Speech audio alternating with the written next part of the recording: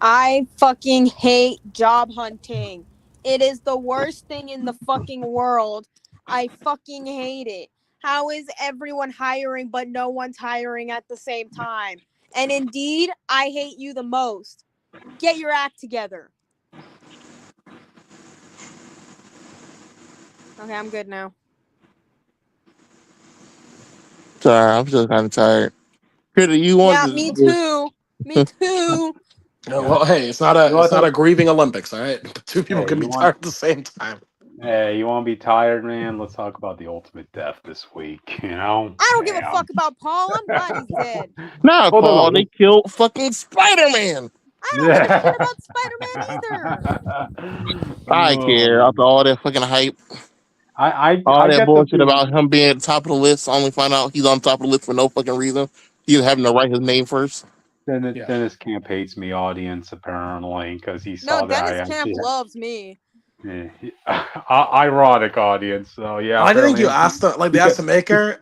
Iron Man's like, so why was he on the list? Why was he so dangerous? Oh, he wasn't. He was just friends with Johnny. So I thought of him first. So I put him there. well, He So I literally think said, "Oh, I just having to write his name first." And it's yeah, probably because when he went back in time, the Genie universe, he met Peter first. right. okay, okay.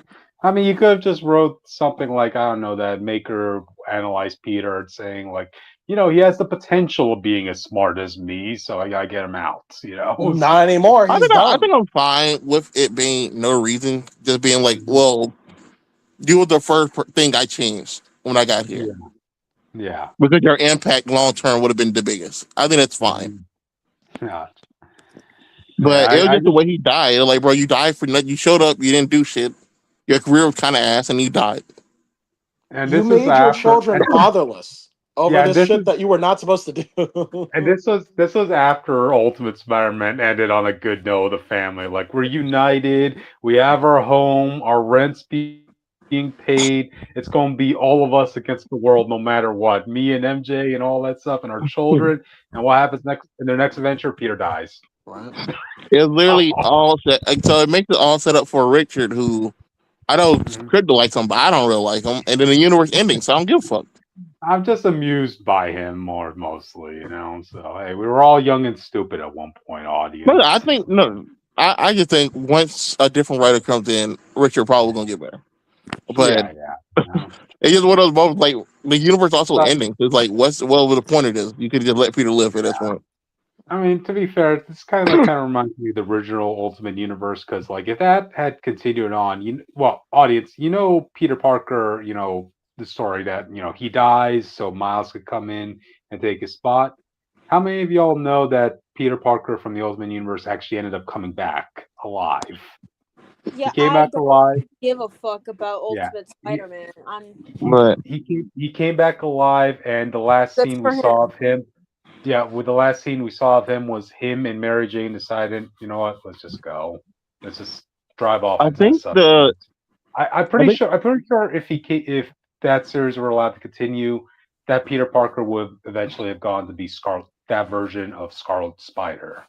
So Miles I could still. think I think the point was supposed to be like, oh well, the other Peter had great career. He was young and he died young. This one had a Yeah. shitty career. He was old. He died old. They both had a Nah, career less than 1 year, which is kind of ironic. wow. But nah, the way I see it is like you needed a major death to kind of like make it look like it's serious. I think So our problem that but I the don't. Maker still doesn't look good in this our version. Like when he mhm. came back, he was a tree. He took over Doom's mind. He found out he always had a backdoor in Doctor Reed Richards' mind, Yeah. and we found out the obvious answer that future King was Tony the whole time, and then hmm Tony died. I mean, for future Tony died. Okay. So I'm like, Right. you did all. King died. I guess he died somehow, or he went back home by accident or something. I don't know. Well, I mean, to be fair, given the fact that Maker had like what a century of prep time, I mean, you guys should be expecting this. He didn't though. He was fighting Tony's dad the whole time. Oh, okay. Okay. I thought Yeah, you he meant. was fighting Tony's dad and Kang the whole time for 1,000 years in that time in that thing. For a Really? thousand years he lay And to the dormant. point that Tony's dad finally went insane right at the end and became immortal. Okay. Well, But I don't know. well, yeah. We I, can only I lay don't know. enough. The maker just it's funny that like the Invisible Woman's like going crazy in her book and like in the next four book, and the maker is doing shit like, well, I guess I'll be Carnage today, and like, what? Get the what the fuck? This Yeah. Well, you know the You know, reason they. Austin. You know, Austin. You were late today. Mm, All right. yeah. okay? I was asleep. Okay, I I gotta say, know. I was I gotta also say, asleep, but I woke up. I've been doing I physical got. work since 6 o'clock this morning. Mm, I'm just Yeah, saying it's we kind should of just get started since nah, we I started was All like, right. late. what the fuck was that pivot? I was like, Yeah, no, Okay, we I usually just start at want. 9:40. Let's go. Yeah, I just wanted to bring up a point like with Ultimate Carnage. I think that was just something he snuck in at the last minute because, hey, audience, first appearance or first variation appearance of that concept, you know? So, yeah, yeah. All right. Anyway, so yeah, we're in the 9:40 mark, so I guess we might as well just get started unless you guys have any final words to say about this era of Ultimate Spider-Man. Not nah, really. not Mm-hmm. yet. I like Okay, to eat let shit. me have it. Dennis Camp is after every character I like, apparently, audience. Not So, me. yeah. Someone should humble you sometimes. Yeah, he treats you good, Witch, for some reason. Me, Yeah, no. because Bleeding Hearts is great. You should read Gotcha. it. Anyway, so, all right, let's get started. Anyway, so welcome, Confag Live, the news and reviews of the week, audience. You're here, me, Cryptid Secret 415. Uh, gubernatorial. Move on. All right. Gotta think of a new word. Mhm. You're here with me, Jake Tylenol, and listen, bro. There's just not enough time in the day. I need that. I need that 25th hour, bro.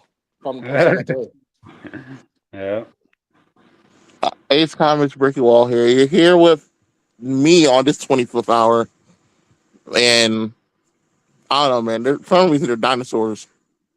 I told you there was an extra hour in the day. The 25th. I was like, The that's extra, so good. for the extra hour, there's dinosaurs. So I don't know why you want that extra hour. Mhm. Anyways, I'm Richter, also known as the Witch of Jotunheim, and I will get to my topic after these guys talk about their first topic because I Mhm. know y'all are going to be shooketh by one of the names of the characters. That's all I'm going to say. Ooh. And that is one of the Yeah. better things that happened to me this past week. Yeah. Well, Um, got me kind of yeah. excited there. All right. Got me kind of excited. Mm. Yes, and together we form the Fanatics, and we talk about the news and reviews of the week on our special. What day is it? Monday? Yes, our special Monday nights. We talk about media news, and sometimes we review some stuff, as we will be today. You always come here on Daredevil. Monday. What do you mean you don't know what day it is? I was doing the We whole do the bit. same It's called thing every stage week. presence. It's called adding flavor to the stage. Anyway, Mm-hmm.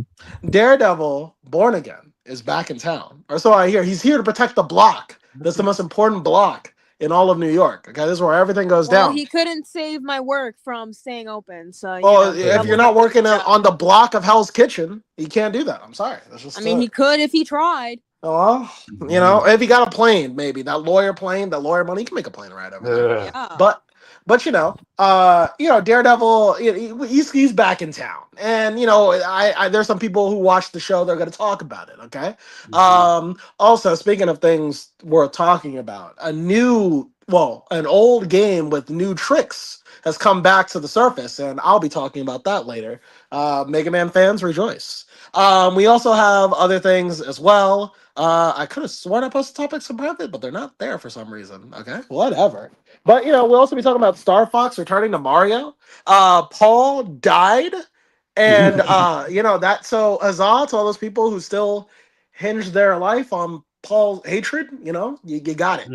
And and then we also have what's that over there? What's that in the thumbnail? I can't even read that. There's like Snake. doubling. That's Snake. Those Witch's topic. If you was keeping track. Yeah, I know it's Yeah, Witch's can't tongue, you but I don't know tell what it by the said. I don't know what pretty that anime says. boy on the bottom of the thumbnail? You will learn the name of the dorm later. Oh, okay. So that's spoilers for. So you know what? We'll let the episode play out. And Snape, who looks like Baron Mordo for some reason to me, but He looks kind of like Cloak from from the Cloak and Daggers show. Oh, I haven't I seen that show, know. so I'll take your word for it. From this angle, it looks like from this distance. It's possible. He has quite a road to go towards for us to say that's So safe, no, is what we're saying, Snake audience. just went to I the just wrong refuse to wizarding watch it. school. Okay. It's true. Mhm. I will get to my Gotcha. feelings about that topic later. Gotcha. Well, maybe sooner than you think. But for right now, which you have to introduce us to the social media stuff. Well, okay. It's better than being out in the hot sun all day, but not important. Mhm. So first of all, subscribe because I said so. And follow us on Twitter, Comic Fanatic 69, because I also said so. If you don't, it's gonna make me even more mad. That's all I gotta say. Mhm. You can follow me on Twitter at Witch of Jotun with an E instead of a U. You can also find me on TikTok and Instagram at witch_of_underscore Jotunheim. You can also find me on Tumblr, Blue Sky, and Letterbox at North Star Aria. And if you want some cool traditional art commissions, please hit me up because I am unemployed again. Not my fault this time. Not my fault this time. I am still angry about my card being eaten by an ATM though. So hit me up for commissions, please. Anyways, you can know where to find Cryptid. You know how to make an Austin. And Jake, What's up? where are you? I'm at the class reunion for Echo Ridge Elementary. All right, class of '07. All right, class of '07. What the I fuck just are got you to go see talking some old about? friends, and I'll tell you how they're doing in a little bit. Okay. Are you playing Fatal Frame, nigga? Like, what are you talking about? What Echo Ridge? You know what? We'll get there in a minute. We'll get there soon. That's okay. Well, my audience, I guess with that, let's move on to the first topic. So, Austin, you want to do the honors of this one? No, I didn't know there was a topic. What's happening? What? Oh, I Oh, knew this. I thought you knew this. This is gonna. This okay, is on so the. we're talking about Daredevil Born Again, Season 2, Episode 1, audience. I should I have known assume. Austin didn't watch it when he didn't talk about it throughout the week. What, Austin? Oh, really? Oh, I am disappointed, man. You know, I I was mean, we could waiting always because save it for I another was day. waiting. like, no, we're going next week. We're going to be talking about episode 2 anyway. So, yeah, okay, audience. Well, first off, I just like to bring up, like, I am so glad they didn't decide to dump the whole season in one go because I'm busy enough trying to catch up with a lot of things, right? So when I saw that it was coming out this week, I was like, oh, thank God, it's just one episode. So yeah, I miss that format. Jake, did you watch it? No, I You don't didn't care know about it was Daredevil out. like that. Well, I knew it was Oh, out. I just didn't care about Daredevil. oh my God. Right. Yeah, Oh yeah, well, Jake. Yeah, Jake didn't care about Daredevil. The only way he'll watch it if me and Tony make him watch it. Right. okay. Which? No. I didn't watch it. Don't look at me. Oh God, I'm the only one who watched it apparently. But anyway, we're talking about it anyway. Look, So, look. I um, I review stuff that I'm the only one who watched stuff. So now it's your turn. Yeah. gotcha. Anyway, first off, right off the bat, I gotta say, I'm thinking the black suit that the Shadowland suit Daredevil has this season. Why is he wearing that if Um, he's not the Shadowlands? well, I mean, he's being So the sneaky. Shadowland is literally just was just a temple, really. No, but Mhm. wasn't that tied to him being evil or some shit? Well, it was Yeah. tied to the hand beast taking him over, but this It's one good. it literally just his regular suit with black pieces over it, like black coloring over it. All right. They just need something It's to not a snap. different suit; it's the same suit, colored black in this one. All right. All They right. just need something for merchandise reasons to It's like when snap. You Spider-Man know. turned his suit inside out and said, "This is a new suit now." That's basically what it is. Hey, remember, audience, in Deadpool 2, like the new suit he has was literally his old suit that just got covered in ash. It turned gray. You know, so okay. But anyway, this episode was it kind of carried over some of the problems I had with like the last season. Well, the way the last season ended, anyway. You know, so Daredevil right now he's trying to stop like all the weapon smuggling Kingpin's doing during his like reign as mayor in New York, and I gotta say, You're man, mayor. Why are you smuggling weapons? yeah, I know Well, he's it's got to keep the He's no crime because that's Mondani, I can tell you that. he's not. But he's got to keep the crime at bay by giving it a chance to breathe. Like he just operates in yeah. a He has his prayer. own ice force, bro. Like what's Yeah, and they're helping him. That Okay, that's like another thing I want to bring up, like with the Punisher Task Force, right? Like again, the last season, they're trying to make them out to be a big deal, right? But they're just regular police officers, right? But you're not exactly taking any big names. Like, okay, yeah, you captured Frank Castle at the end of last season, but he busted out of your prison like 5 minutes later. I mean, but like their whole campaign is we're trying to take out all the vigilantes in New York, but To be like fair, they only got like who's four nobody. options. Like, I But I but no, I'm just also saying, I'm just saying, like you're ransacking all of New York, and like, dude, like, what notable heroes have you taken in? also I we got Punisher, we got Swordmaster. Well, no, the Punisher That's could it. bust it out. Punisher busted out like in a We night. had him though. We took Yeah, him you had down. him. I And, okay, also I go also ahead. understand that maybe it's explained in one of the, or maybe when we get to the movie they'll explain it. I understand that they can't put Spider-Man in the show, but Yeah. I mean, if we know from what the trailer, at least let's say explain he took a break, that Peter has been Spider-Maning nonstop, and so this is now I'm really like, okay, where are you, bro? Like, Well, like I mean, again, to be fair, To be audience, this fair, Punisher. the Spider-Man trailer confirmed. Well, the people though, the writer for this season already told you this is the end of the fifth storyline thing. Okay, thank God, So thank the God. opening for Spider-Man in trailer, you see the female that's under Fist is Mayor, and she gets Spider-Man key to the city. no, Oh, that's fine. I guess I'm saying like he would not be involved in the ice raids. He has nothing. It's not like he has I think no, anybody I to. think they're just gonna save it for Spider-Man. And like so in the trailer, I don't know if you remember, they're seeing he doing like the Amazing Fantasy theme, like the cover. yeah. Oh, okay. Mhm. So And so that maybe it really does look like he's doing that during the Thunderbolt thing. That's probably where the Thunderbolt tie-in with Yelena is. okay. So maybe like And he's I think dealing they're just with gonna it, do but a he just flashback doesn't. to show he was active, just not on screen. Well, I get, even but I don't look, know. even the Punisher police unit went after Spider-Man. Again, these are just regular Joe schmoes. Like they're not going to do anything against an actual powered being, you I know? guess I guess for the logic, right? I was thinking like maybe he just doesn't know about King, but he's the mayor, and then I'm thinking like he's a Spider-Man with literally the point of There, No Way there's Home's no ending is there's like no he way has, to make it a 100% okay thing. That's right, why because that's he not has here. nothing to lose and no friends or anything, so he could just do it. Like he could just Yeah, take it's yeah, But to be fair, it, the it other for like we're missing like a lot of people that should be here. Kate Bishop is in New York. right, yeah.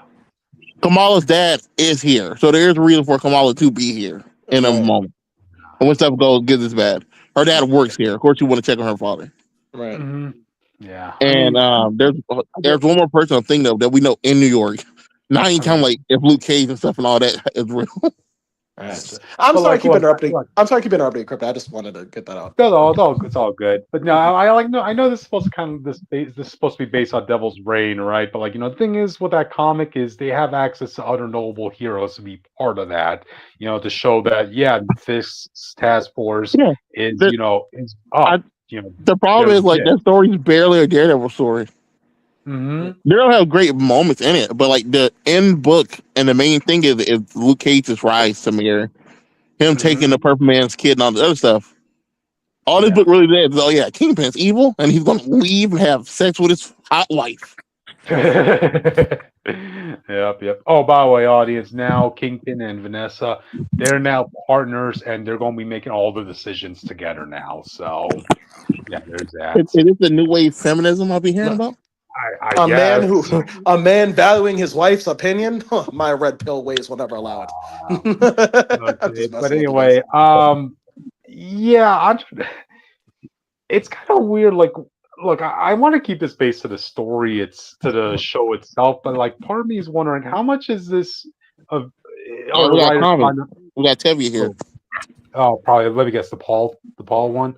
Yep, I knew it. He's okay. I am glad Paul is gone. Yep, I knew you were going to say that. And Spider-Man is in New York. Yep, we all know that. But anyway, so going to the Punisher Task Force, right? I just wondering how much of their scenes they're trying to, display villainy, and how much are they just making commentary? Because, like, I swear to God, audience, there's like a freaking underground railroad going on in New York right now. They're All right. raiding this one restaurant. Who's like trying? Apparently, the owner of that restaurant, she's trying to help people getting out of New York. beneath the, so that the Punisher unit doesn't see them. I'm like, wait, what? Like, All right, who try are these this. people going after? Try Like, who this. are they going? Try to imagine you've never watched the news for the past year. If you watch this by Mhm. itself, could you like understand what it's? Does it seem like a coherent story without knowing what you're looking at? Basically, It's just hard not to accept. Like, I don't know. I just want to keep it to the show itself, But yeah. what's the ratio of them trying to make commentary with them trying to actually write a story? I That's what think. I'm wondering. I mean, like stories can do I think that. they. Oh, yeah. Uh, I was gonna say that I like was gonna say stories can that do might. that. I mean, plenty do, but it's just like does it feel natural, right? Yeah, Like it doesn't feel natural. right. That's Like I mean, like Captain America 2 was talking about the Obama administration and like yeah. over surveillance and all that stuff, but like The I the, never the, thought pa- the about that. Patriot The Act Patriot Act, yeah. specifically. And so like I never really thought about that. Mhm. I guess it's really hard because politics is really in your face more than it was back then. Yeah. But I Other guess other oh thing is good. more also because we're going to be here for much longer. So Yeah. every time they show up, depending on how each episode has a different director and sometimes different writers. So Hmm. some episodes probably will be ham-fisted more than others about Yeah. what it is. Yeah. Probably I right. just think the story is hampered by the fact that it's only Daredevil and it does well from my understanding it's only Well, it Daredevil is, and like yeah. yeah. Yeah. And In the it's Yeah. book, like I almost said the manga. In the book, they're trying to it, adapt. The quote unquote police was the Thunderbolts. Funny enough, Yeah. right. Well, and it was all the villains that got deputized by Mere Fist. also funny enough, we do get a small name mention of what's her name, Valentine. Mm. Yeah, her name pops up in this. She's working with Kingpin too She during is this whole. not important enough to get that type of clout. And then I got She the was Space just she was America. just mentioned in a Also, phone she's call. working with the New Avengers. Are you betraying us? Like, what's happening? Also, I gotta Are the New ask. Avengers in New York? So Hmm. I'm not saying that Republican districts don't exist. I mean, this also gets into like the technicality of this. I'm not saying Republican districts don't exist in New York. They do, but New York is a Democratic state, Yeah. like hard Democrat. So I'm Yeah. imagining Kingpin trying to do this. I don't know who the president is because we didn't get that resolved. But like, I don't think New York senator would let Kingpin do that That, the moment this reached headlines. He's I not mean, all yeah, The powerful. Avengers are yeah, in that the city.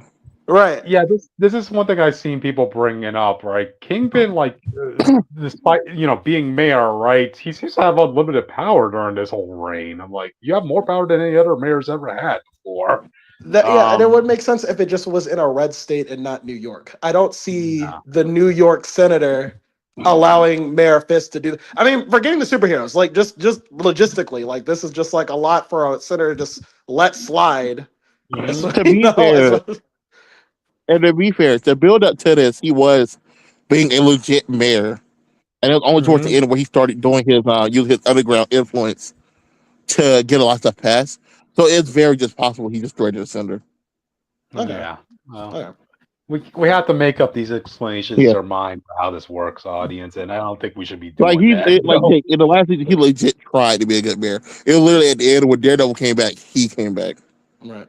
So Yeah, Yeah. I I wanted mean, to believe that he's like just threatening the pretty. senator Yeah. about this shit. Yeah, I want audiences to realize like I haven't watched the show, so I'm just bringing up things I'm hearing. But if they're explained, that's possible. I just don't know. That's all I'm Gotcha. saying. Yeah, Okay. I don't But remember to be honest. okay. But anyway, as far as the task force goes, right? Like the only other noble name they have that they arrested was Swordmaster. Um, Oh. that's the biggest fish they have, right? And they're He's pretty an much all going to use. screen vigilante too. We don't see him do shit on screen. Yeah, and his audience, his mask is literally just a ski mask. Like, I respect it. The man got a shiesty on, Jake. gotcha. But anyway, so he gets arrested, and like remember, audience, Daredevil's girlfriend from the last season, the therapist, the one who was like, I saved myself when it came to Muse. Mhm. Okay, so now she's full on with Kingpin and his anti-vigilante crusade. She has a one-on-one session with Swordmaster, and Swordmaster's just like, hey, look, I know how this system works, all right? Like, I'm not I'm not supposed to be here without the presence of a lawyer, this and that. And audience, I swear to God, you are going to hate this woman by the end of the season. Well, throughout this whole season, if you all thought what's her name, Skylar from Breaking Bad got a lot of hate, you'll be hating this one. So she basically gives her the whole spiel like, "Hey, we could postpone any court dates for as long as possible, and basically have you get beaten up while you're in jail. So you better be starting to answer these questions." She gives him like the psych evaluation, which apparently is not recorded, audience. So she's just jotting down notes, this and that, and she's seeing Muse in the reflection of the mirrors there. So that just might Bro, they be better not be doing the Muse Hell thing. that likely they are, Austin. That's how they're going to be bringing. That's how Muse is still going to have a presence in this series. Save That's yourself lame now. though. I don't even remember how this storyline ended. Yeah. Basically, Muse is going to be tormenting that therapist lady, right? Like as she's asking Swordmaster questions, checking off boxes. She asks a question like, "Do you hear demons in your head?" Right? Now, this is just like a list of questions that are pre-made in a worksheet audience, right? With check boxes, yes or no, and of course, Swordmancer says no, but then later on, the therapist lady decides to erase the no on the checkbox and put yes. So you're like, oh goddamn lady. I thought they were gonna do like I guess during the Morgan storyline. People don't know Muse died, and then when the show was coming back, they realized, oh yeah, we got to bring the dude back. They Hmm. had him manipulating a girl on Earth from hell by with his painting some other stuff and turning her into Muse so he can eventually take over her body. At the end, I remember Ghost Rider got involved and she left Muse in hell, and then somehow he just came back to life anyway, and they didn't know what to talk about how he did it. I But guess I guess they just want to. I guess I thought they were gonna do that route, where it's like Yeah, awesome. I think her they being just I guess want. her being torn by Muse would kind of I guess could break her mind to that, Yeah, but I don't think it's I a good I thing with this Muse was kind of ass. yeah. I just think they just want to keep it somewhat grounded in the Daredevil series, So, um, Yeah, they probably had yeah, like Scream Six did Billy Loomis and his daughter. yeah. Again, we were all very disappointed with how they handled Muse, and it seems like they're just going to keep on that same status where we're going to get disappointments with how they use Muse audience. So, yeah. Anyway, Daredevil conducts his business. He tries doing whatever he can to stop Fisk's forces, and towards the end, one of his companions gets captured by the Punisher unit. Daredevil comes in, fights them, and of course they had to put like an eye patch on one of the police officers because hey, we need to make them look like real villains. So during the No, fight. no. Remember, one of the guys got their eyes poked out by Daredevil the last season. Oh, okay. Yeah. Yeah, Oh, yeah. One okay. of the guys in the bunch is the guy he beat up in the bathroom, and the guy If got you his eye backtrack poked the out. leaper, you're just gonna keep coming Oh, back.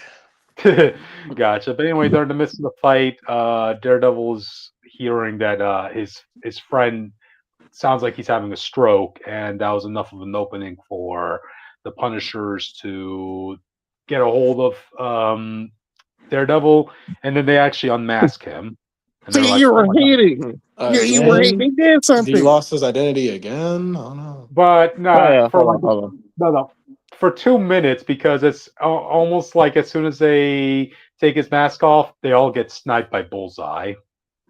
Oh, all To right. be That was, fair, yeah, Bullseye would want that power over bad. I can see that happening. hmm. Yeah, yeah. So really, that's how the episode ends. We'll see how it goes, audience. you know, I um, think from the sounds of it, this story is too big for it to just be whatever they're yeah, gonna use in the season. Like yeah, this is yeah. Mhm. a all hands. I mean, honestly, this could have been like a big event. You could have had like new Avengers versus like street level hero, like Defenders. That could have been like Spider Man, Daredevil, Kate Bishop, Kamala Khan, I Luke I Cage. think you could have All that. solved it by just having it also be like the the full Netflix team of like Yeah, Uranium type thing. the Defender. This And should then have you been just the bring in Kate Bishop. Really, I mean, yeah. honestly, this would be This elevated should to the have. movies. You could have had before Doomsday. You could have had new Avengers versus Avengers right here. Mhm. This should So. have been Most of what those people aren't the in story though. You'll be giving them a whole story. Most of them aren't in. Well, you would be like, you would just get like, because Captain America's going to show up, and then we have to assemble his team. We don't know his team anyway, so it's like when you assemble yeah. that Well, team, and then you have him face like the new to Avengers be and all that. to be fair, Yeah. right? I assume like when they were making Daredevil, right? They had like a hefty budget and they had more access to other characters, but it wasn't until last year that Marvel came in and said, okay, yeah, we're separating the movie characters from the TV characters. So No, yeah, that was always the thing. Well, in oh that case, you still have Kate Bishop and Yeah, Kamala Khan. they always knew they could not do Spider Man. Right. The guy who made the music said he just did it as a nod because mhm, Fisk had mentioned it earlier in the season, but they knew they yeah, couldn't use him. I don't know why they made that choice. yeah. Um, a lot of reworks and a lot of limitations this series has, even though it's their golden goose of a Disney Plus series. But what can you do? I mean, in that case, they Hopefully, it just gets don't have Kingpin be mayor doing ice raids. I think that's just yeah, yeah. problems. But Aga- Again, we'll see how this goes, audience. I think I'm the problem though with shaky. having it be canon at all because anytime something big happens, like where's Spider Man? Where's I the mean, Avengers? Where's I all these? don't. Because I they're know you still in guys the same remember. city. If I one brought block this don't up. fucking matter.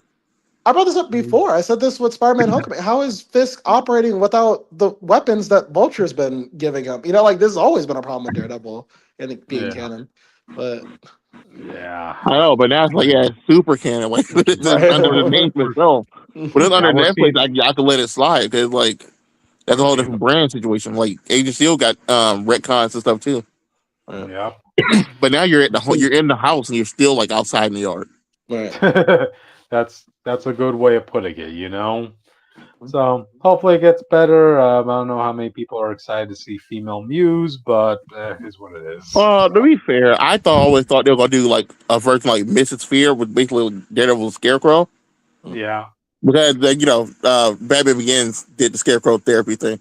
So yeah. I thought we'll get that. I thought she was gonna be messed up by Muse and then end up going down that type of path for Fisk.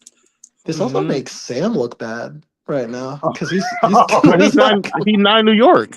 No, but like this would be Well, like a Sam, vigilante hunting Sam, task force. I think would make national look, news. look. I mean, Sam Yeah, needs to be I doing blame the something. new Avengers who are here in the city that more is now blame Sam who's well. Aren't they more like? Look, Isn't the aren't the angle they're going for? Is it look. more like pro We're just, government or whatever? Am I we're crazy? just saying Sam no. needs to. Oh, okay. We need to see that Sam has at least been doing something since Brave New World. Like Look, I think like he does new nothing. new Avengers, they are just relatively just their backer, but they kind of force her in that position. They don't listen to her. I thought the government was giving them approval. Like the government was like these are the Avengers. I thought that was the Mhm. like. Am I crazy? Am I misremembering that? Yeah, but Valentina did that because they were going to expose that she created No. I history. remember that. I'm saying that I'm pretty sure like when if it came down to it, they would be more loyal to the government than like whatever Sam No, said. none of those people Oh, like the government. That was the whole point of the movie. okay. All right. Yeah, Mhm. just don't remember Even you guys. Bucky and King had to join up like, man, fuck the government. I tried to do a center and nothing happened. It's just ass. Mhm. Gotcha. But anyway, yeah, that's really all we got to say for the first episode. Yeah, So we'll wait until the can next we? episode. I'm no mean to rush y'all, but I'm scared that my phone's gonna Okay. overheat when I'm talking about my Okay. topic. It's So I'm fine. still Let's like go at to your stuff. 36%. Okay. We're going to which topic next. So, all I right. mean, my topic was next anyway. Yeah. Yeah. Okay. Anyways, as of book 8 of Twisted Wonderland has been starting up in Japan, we have been we have some new silhouettes revealed, okay? And we have the designs officially for 2 of the dorms, okay? From Royal Sword Academy, which is the rival school to Night Raven College, which is the one that we care about. Okay? Yeah. You could probably all of the dorms are based like all of like the dorm leaders for the most part are based off of different female heroines from the movies um Okay. that have their Night Raven College counterpart. So if Night Raven College has the villains, they have the heroines kind Mm-hmm. of. I don't remember the names of all the dorms. Do not ask me to name all of them because I'm not going to remember. But all you need to know is that the dorms are based off of Alice, Nala, Ariel, Jasmine, Snow White, Meg from Hercules, and Aurora from Sleeping Beauty. But if you paid attention from when I talked about the ending of book 7, you remembered, oh yes, Silver is based off of Aurora, right? So we're gonna need someone to fill in for the Aurora stand-in. So I think it's one of the 3 good fairies, but that's just me. Mm-hmm. That's just me. Which storm would y'all want to go to, audience? Let us know. I don't give a fuck which one because we do not have all of the designs yet. So honestly, I don't care. Can you go to the next picture, please? Sure thing. Yeah, those are the dorm. Those are the Great 7, but of RSA, which is cool. Okay. It's cool. I love that. I like the designs. So yeah. Hmm. Wait, you there? Oh, the overheating again. So Sonic X is a story about. No, I'm just kidding. Or Nala's dorm, message which I do not remember. Okay. Oh, which is back. Okay, there Which you is back. Yep. Okay. Hmm. So continue I've on. been here the whole time. You faded out. Continue. Anyways,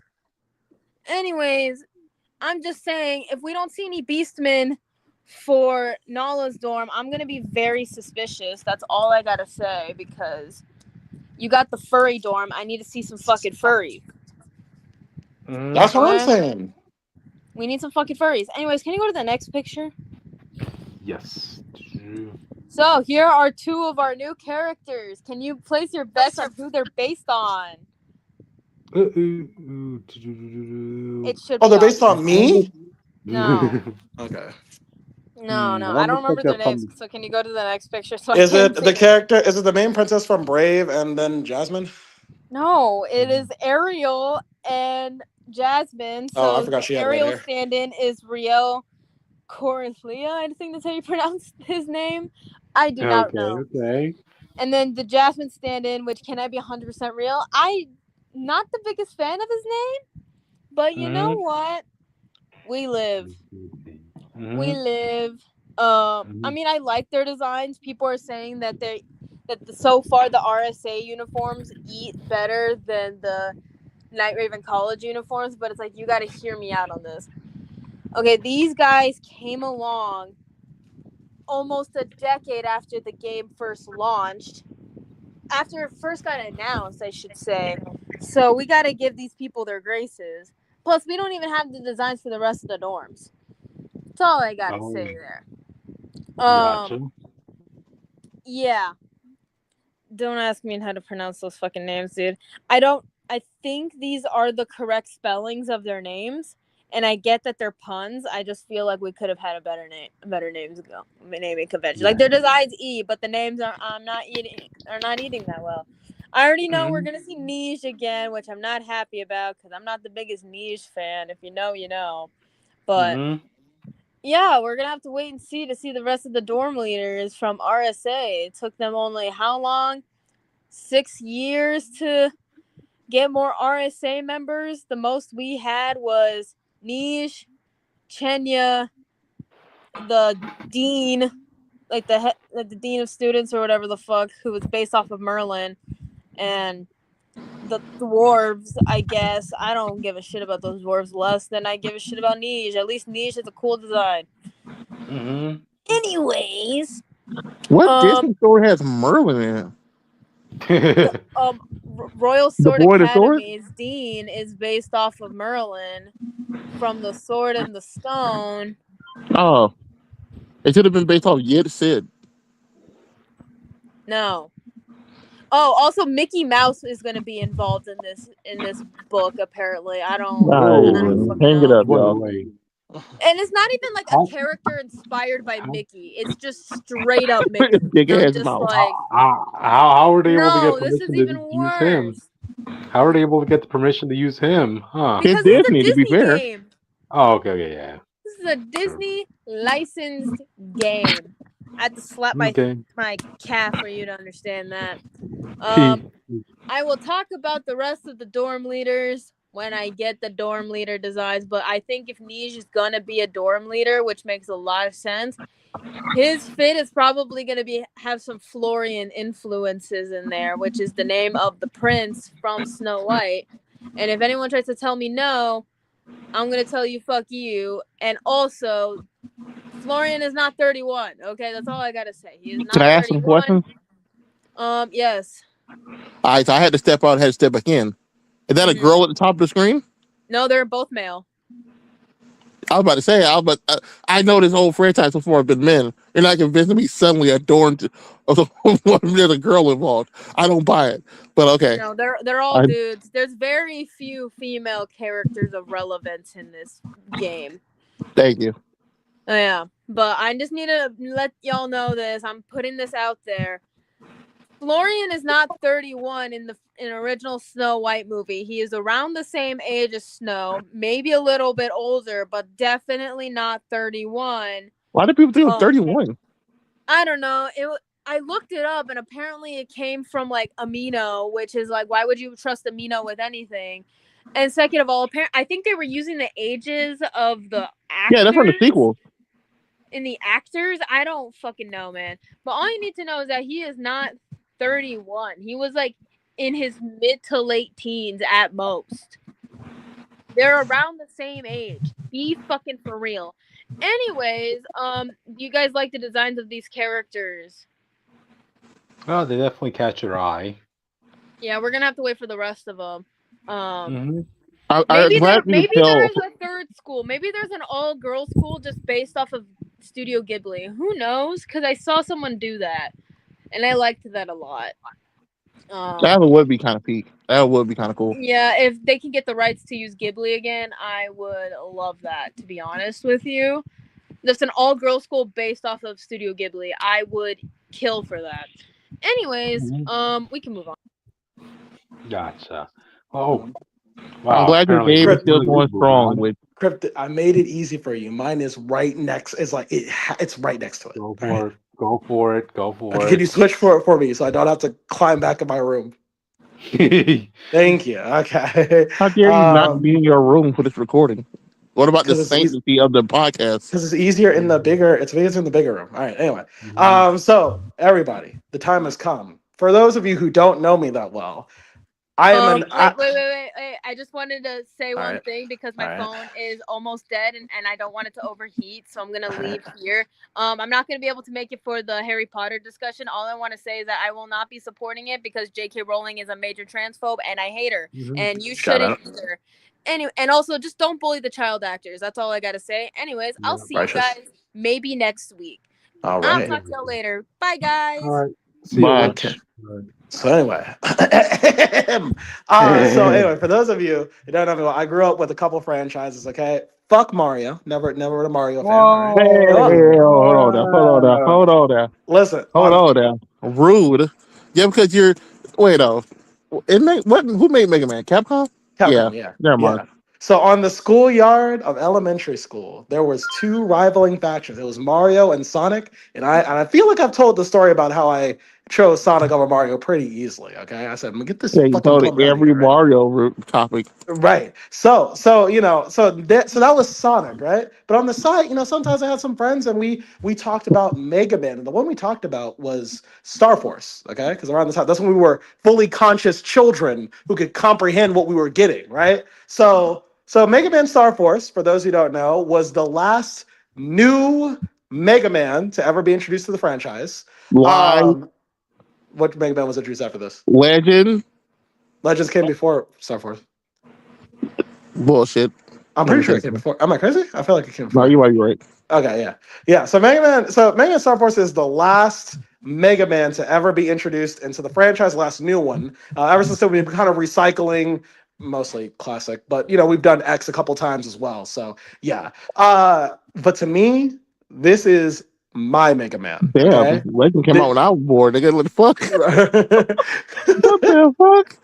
Yeah, but Mega Man Star Force is my Mega Man, and as I get older and I was playing this collection again, I'm reminded as to why I love this Mega Man so much. For those who don't know, Star Force takes place in an alternate timeline from the original classic Mega Man timeline. It's a sequel to, it's a pseudo sequel to Battle Network. In the far future of that time of that era, humanity has gone from the internet, which was their primary source of like growth, because the internet was new, cryptid. Okay, at this time we were trying to make the internet like fancy and sci-fi and fantasy type Mhm. shit. So this is kind of what they, instead of robots, they made AI and the internet. So basically, Yeah. so the upgrade for that was, well, we conquered the internet. We made electronic matter waves, okay, and we were like, you know what, we're bored. Let's go to space and teach them how to duel up there. So they tried going to space. Hasn't worked out so well so far, right? In fact, our main character name is Geostellar. His father went to space to go help with the space program, and then he went missing.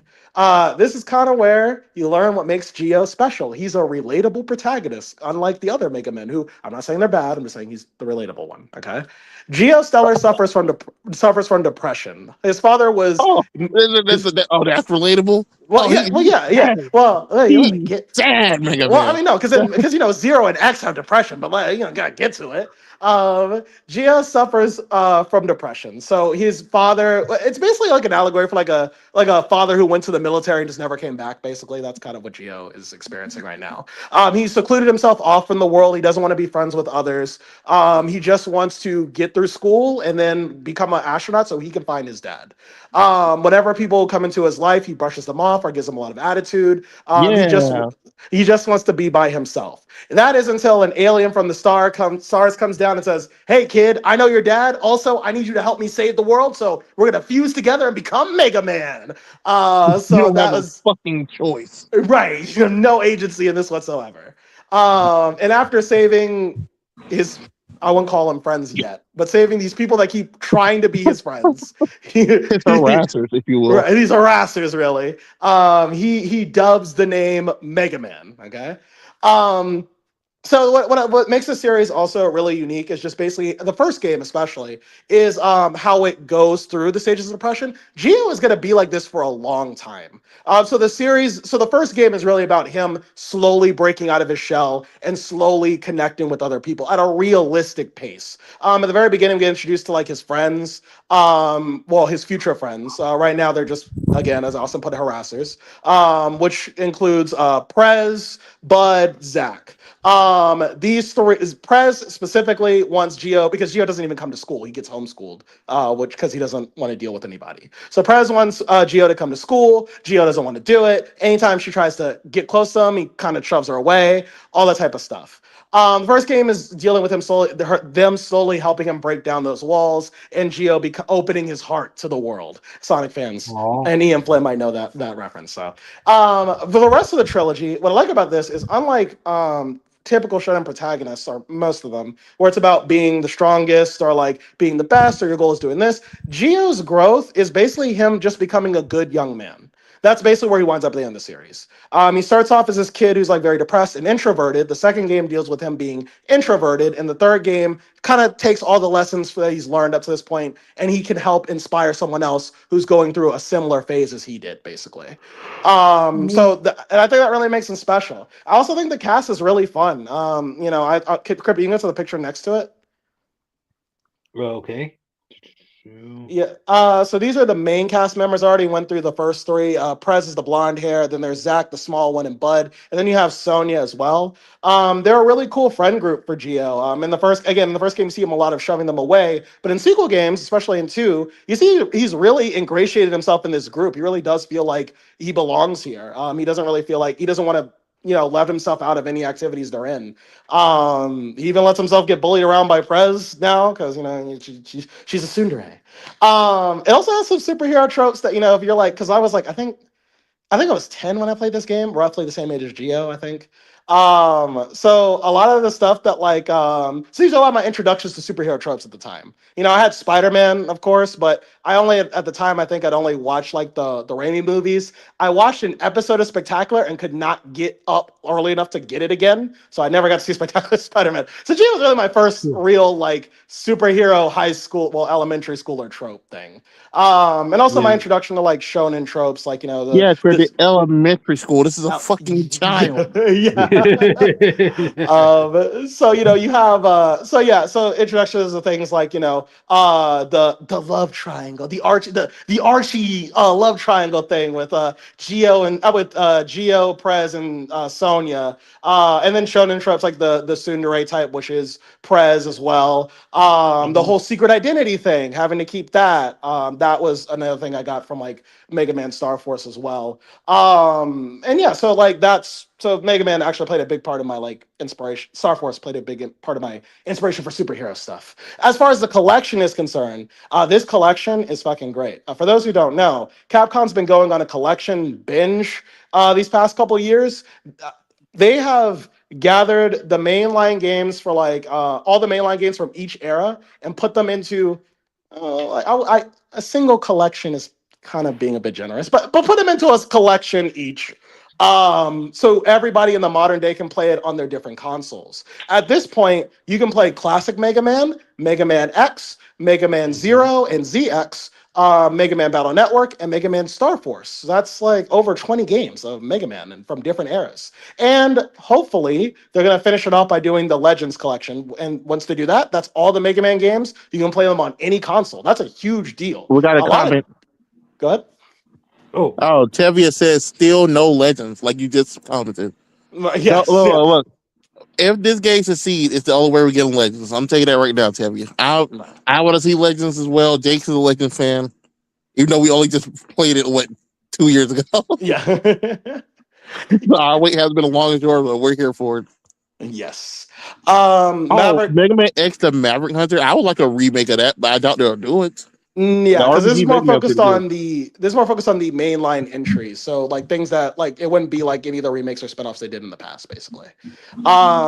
What I like about this collection, I think this is technically their best one, which is funny because Star Force, despite it being my favorite, I can admit it was the weakest selling, I think, of them all. At this time, Mega Man had gone on a What decline the in hell is sales. Mega Man Power Up? Tevia, explain oh, that. That's classic Mega Man. That's kind of when you get the original Revelation that Wily made Zero, I think was in that game.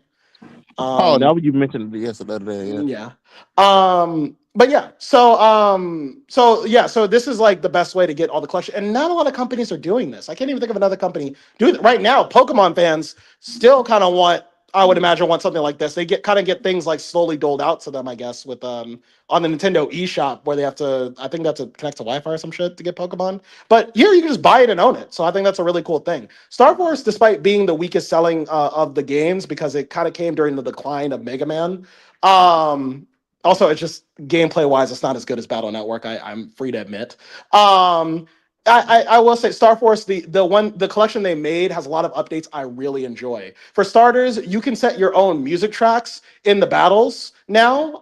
You can go to the menu and set your favorites and then have those played. You can play a remastered version of the tracks, or you can play the original tracks. The games themselves are untouched. The way they're released is the way that you get them. What does change is that you can change the settings to make them play to more to your liking. So how strong is your buster? How strong are the enemies? How many enemies you want to fight at any given time, which really saved Mega Man Star Force 2. I'll tell you that much. mhm. You can do things like that. The DS screen has also been optimized too. So it's you can set how much of the because in the DS you had this you had the top and bottom screen. And this was a DS exclusive at the time. Now you can you can switch between both screens at your leisure with just a hold of a button. And all the DLC content from the original Star Force games is in this game. Tevia's comment, yeah, Battle Network is tons of fun in my opinion, and I personally one of my favorite games growing up in my opinion. I think Battle Network, like I said, I think Battle Network is actually really fun as a game. I just was not a fan of the story. It's not terrible. It's just like kind of a bit, whatever. Um, Yeah. to really sell this story a lot to people who grew up in the early 2000s, Mega Man Battle Network and Star Force are written more like Saturday morning cartoon animes. In fact, each storyline kind of ends episodically with an overarching plot in between. So if you want Oh. that classic Saturday morning anime feel, you get that with these games. So far, like I said, replaying these, I'm really enjoying these. I'm playing Star Force One for the first time, which again, that story so far is like really fucking good. I think it's one of my top Mega Man stories already, and I'm not even fully into it yet. So yeah, and then also you get all the versions of Star Force 2. So you're not just getting Star Force 1, 2, and 3, you're getting Star Force 1, Pegasus, what was the other one? Leo and Dragon. Star Yep. Force 2, Zerker X Orion, X Ninja, and Star Force 3, Red Joker and Black Ace. So yeah, and then also in each games you can, if you want to, you can unlock the some cheats to make the game easier. I have not. If I play, well, for Star Force 1 I have not, and 2 I haven't either. I just kind of want to beat the game first. And then also you get things that maybe you missed before, like in 2, you can get the Land Akari files and figure out what happened to the crew after the events of Battle Network. So far I'm doing that quest line. It's very fun just to look for these things. And Yeah. yeah, to tell on gameplay, the gameplay of Battle of Star Force is a bit different than Battle Network. People in Battle Network, fans of those, will know that like Battle Network is 2D. What is it? 9 by 9 grid, 9 by 3 grid, basically, and you have to choose your cards and strategically move across the map and kill enemies and all that. Star Force does that, but instead of having at least 9 grids to yourself, you only have 3. You have the back row of 3, and enemies have all the room they need to get across the map for you. The what makes Star Force, I think, fun is that the goal of the each battle, they're battle puzzles basically. Enemies are positioned in strategic ways to make you kind of change up your strategy. You also have a card system, so your attacks are kind of almost randomized, and it's really up to you to kind of minimize your luck. So if you're like a fan of, not exactly, but if you're a fan of like Yu-Gi-Oh and things like that, making like deck making games, it's really engaging in that sense. Trying to figure out what combo works for you or this specific situation, what environment you in, should I switch up my loadout, things like that. Dungeons in Star Force, at least 1 and 3, are pretty fun. Star Force 2, they're okay.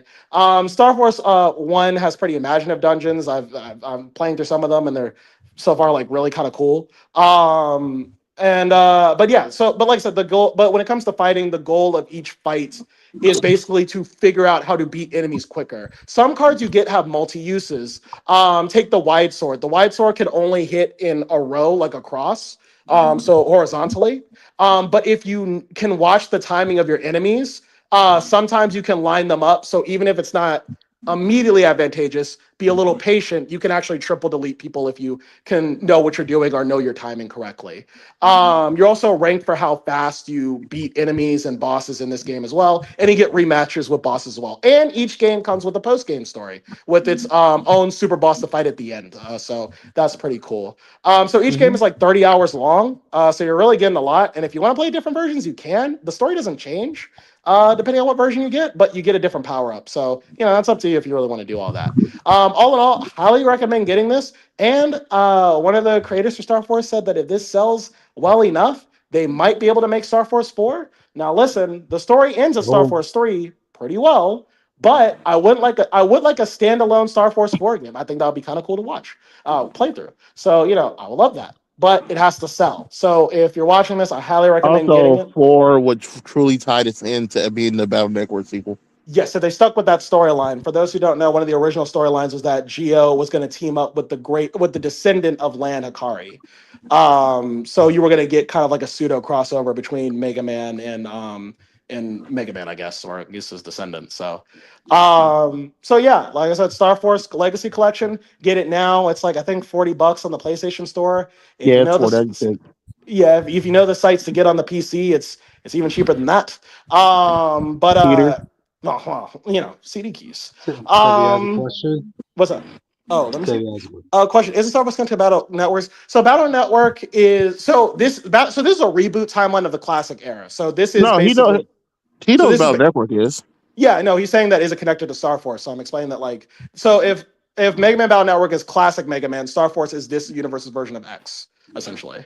Um, so yeah, they're connected in that way. So it's just in the future, basically. A lot brighter future than the one X starts in, I will say. But you know, some when I finish these games, I will review them individually. Currently, like I said, I'm playing Star Force 1 and 2 simultaneously. But I'll review one first just for consistency. But yeah. Yeah, they're really good game, really fun games, and if you really want that classic again, that classic Saturday morning anime feel, with fun, vibrant characters with standout personalities, highly recommend you get Star Force Legacy Collection. It's a really great collection, and shout out to And the Capcom for combat making is not, and the combat is as it, I would say it's not disinteresting. I'm sure if you play it, you'll have fun with the way it is. that. It's really just more timing based than anything. Right. Compared to Battle Network is, I won't say there's no strategy in Star Force, but the strategies that you have to put into, even with the boss fights. I remember Battle Network 3, those bosses were fun. Like the amount of tricks you had to do, like the gimmicks each boss had, it felt like Devil May Cry almost, like the Devil May Cry 3 bosses. In a way. And so like I really appreciated those. I can't say Star Force, like again, Star Force is my favorite game of the franchise. I can't say Star Force bosses are as good as the ones at Battle Network 3. I will say though, I do have fun with it. So, take that as you will. And that's the Um, most important part. right. You can also, oh, by the way, last thing too, you can also connect with other battlers on the line and you could battle them with your cards and On their the cards. line, what are On you, the line, on 35 the years line, old? on the net. Yes. You could battle them on the net too. So it's still a multiplayer experience, just like the original game. So, have fun with that. So there you Gotcha. go. All right. All right. With that, you guys want to move on to the next topic? Yeah, go On the net. ahead. Go on to the honors of this one. Oh, I will. Star Fox in the Super Mario movie, Tevia, I would say they spoiled it because they straight up told you. I think it's implied that they have way bigger secrets in the film. I think Kirby's in the film. They're setting up for Super Smash Bros. Movie audience. That's what All right, look. that's what I'm thinking. Let Yeah. people don't know Nintendo already has a shared universe, believe it or not. Let me explain. So, like this just showed you, Star Fox technically is in the space of Mario to a degree. In Star Fox games, there are 4 Kirby planets with Kirby in this universe. Star Fox's Oh. dad is a racer in F-Zero, in every F-Zero game. Oh. Before he became a pilot. Before he took to the stars, he was a racer. Metroids are in Kirby. The little aliens from the Samus games. Those are in Kirby. Yeah. And the long story short, everything is connected loosely to everything else. So it's very easy to just like follow this trend and just have a good, decent sized Smash Brothers roster, minus Link. Yes, They want to have their own version of Avengers audience. they had their version of Avengers before Avengers, right? We've been fighting some the little kids' hands the whole franchise of Smash Brothers. Oh man, who would you get the But voice the hand audience take? the voice actor for him is Glenn Powell. Mhm. I like okay. I heard Glenn Powell and some stuff, but it wasn't a big deal for me. I know a lot of people lost. I know some people lost their minds. Um, I am worried about this And redesign. if they didn't already cast him as Mario, I have a feeling they would have wanted Chris Pratt to play Star Fox for some reason, man. I think I've been too on those. Yeah. I do think they would have got a space dude though. Mhm. But with it being who he was, I thought they were gonna do Game Star Lord to be honest. Okay. But with the redesign, so you see he's got a bluer jacket. It's usually white. They changed his. Okay, so Star Fox lore, all of them cut their legs off at the knee because it That was- helps with the G force. yeah. Yeah, they're not adapting that in the movie, bro. I'm sorry. Listen, let me Come talk. on. Let me talk. Let me talk. To be fair, if this is Star Fox before 1, they can still do it later. But Jake. I love that lore. They're so committed to the job. They cut off their legs. But what I mean by the redesign, I mean like the outfit colors and everything. There's a lot of stuff different here. And when Donkey Kong came up with a new design in the movie, they changed it in the games. And Star Fox is confirmed, or at least very much said, to have a game coming out next year to capitalize on the release of him being in this. Gotcha. Hey Jake, you don't have an issue with your buddies Silverhawks having their bodies augmented, No, right? I'm just saying, like I know Nintendo isn't strictly for kids. That's just what people perceive them as. But they're not doing that like in on American movie They're not for gonna kids. show them cut it off. I can see them saying they did it. I don't think they're gonna People, say it. people who played Star Fox as kids are no longer kids anymore by this No, but point. these are advertised for kids. Like it's supposed to be for In a you. Mario movie, okay? No, Right. no, no. I think what's gonna happen, like you might see like a little reference to it, like maybe Star Fox has his normal legs, and then they just cut to him just having these. Like, but they're never gonna say that. Like that's what happened. I don't think. I doubt it. I could be wrong though. I don't know. Got Oh, you. yeah, but I don't know. There's a lot of. I do worry this is going to be a new redesign going forward. And why not a bad Starbucks design? I'm a classic fan. I just want my collection guy. I want my guy back on my on rail game back. I know a lot of people online are mad. Like, why don't y'all want them to come back with something new? I was like, because they have tried. Look, I understand that Star Fox has a history of restarting and trying to start, recapture that glory of 64, and it's not Mhm. worked that well. But I don't want a God of War situation with this game. Ooh, what do you mean People by don't that? know. Star Fox. I want to say the GameCube game had a game called Star Fox Adventure. The problem with that game is it was not a Star Fox game. It was supposed to be some dinosaur game, and in the last minute they threw Star Fox on it, and Hmm. that shaped. Me and Jay had a conversation about Sonic.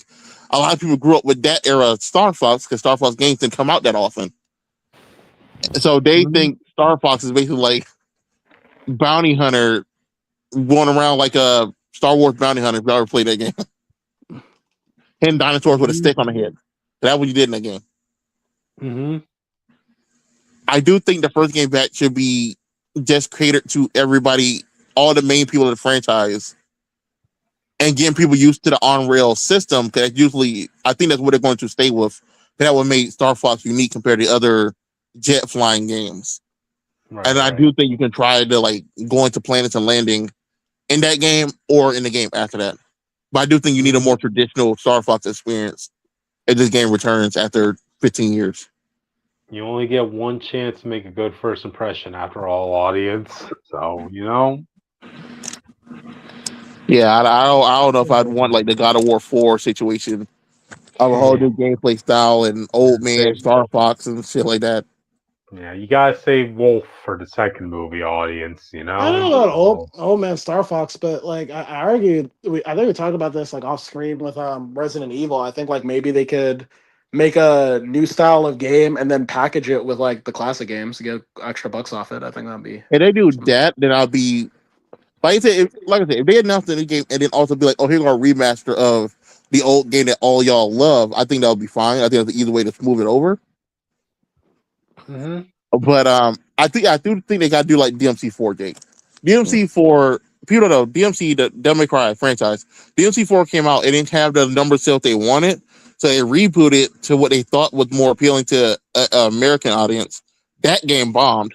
And then they said, you know what? We're going to release definitive editions of both of these games. And then that will be the style of game we do going forward.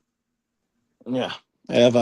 If Sonic fans had more integrity, we'd probably be there too. But we're probably there right now too. But But I think that's kind of like Jake said, I think if you do something new, at least package the old, or yeah, do the competition thing where it's like, do both and then whatever wins out, whatever franchise, whatever fans are proving they're putting their money to, that what you go with.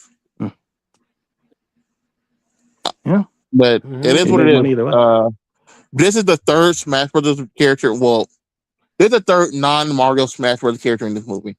People don't remember Rob, the robot, is also in this film. He was in the first trailer. And we still got a So Zelda movie around the corner, audience. yeah, but that's So, live action.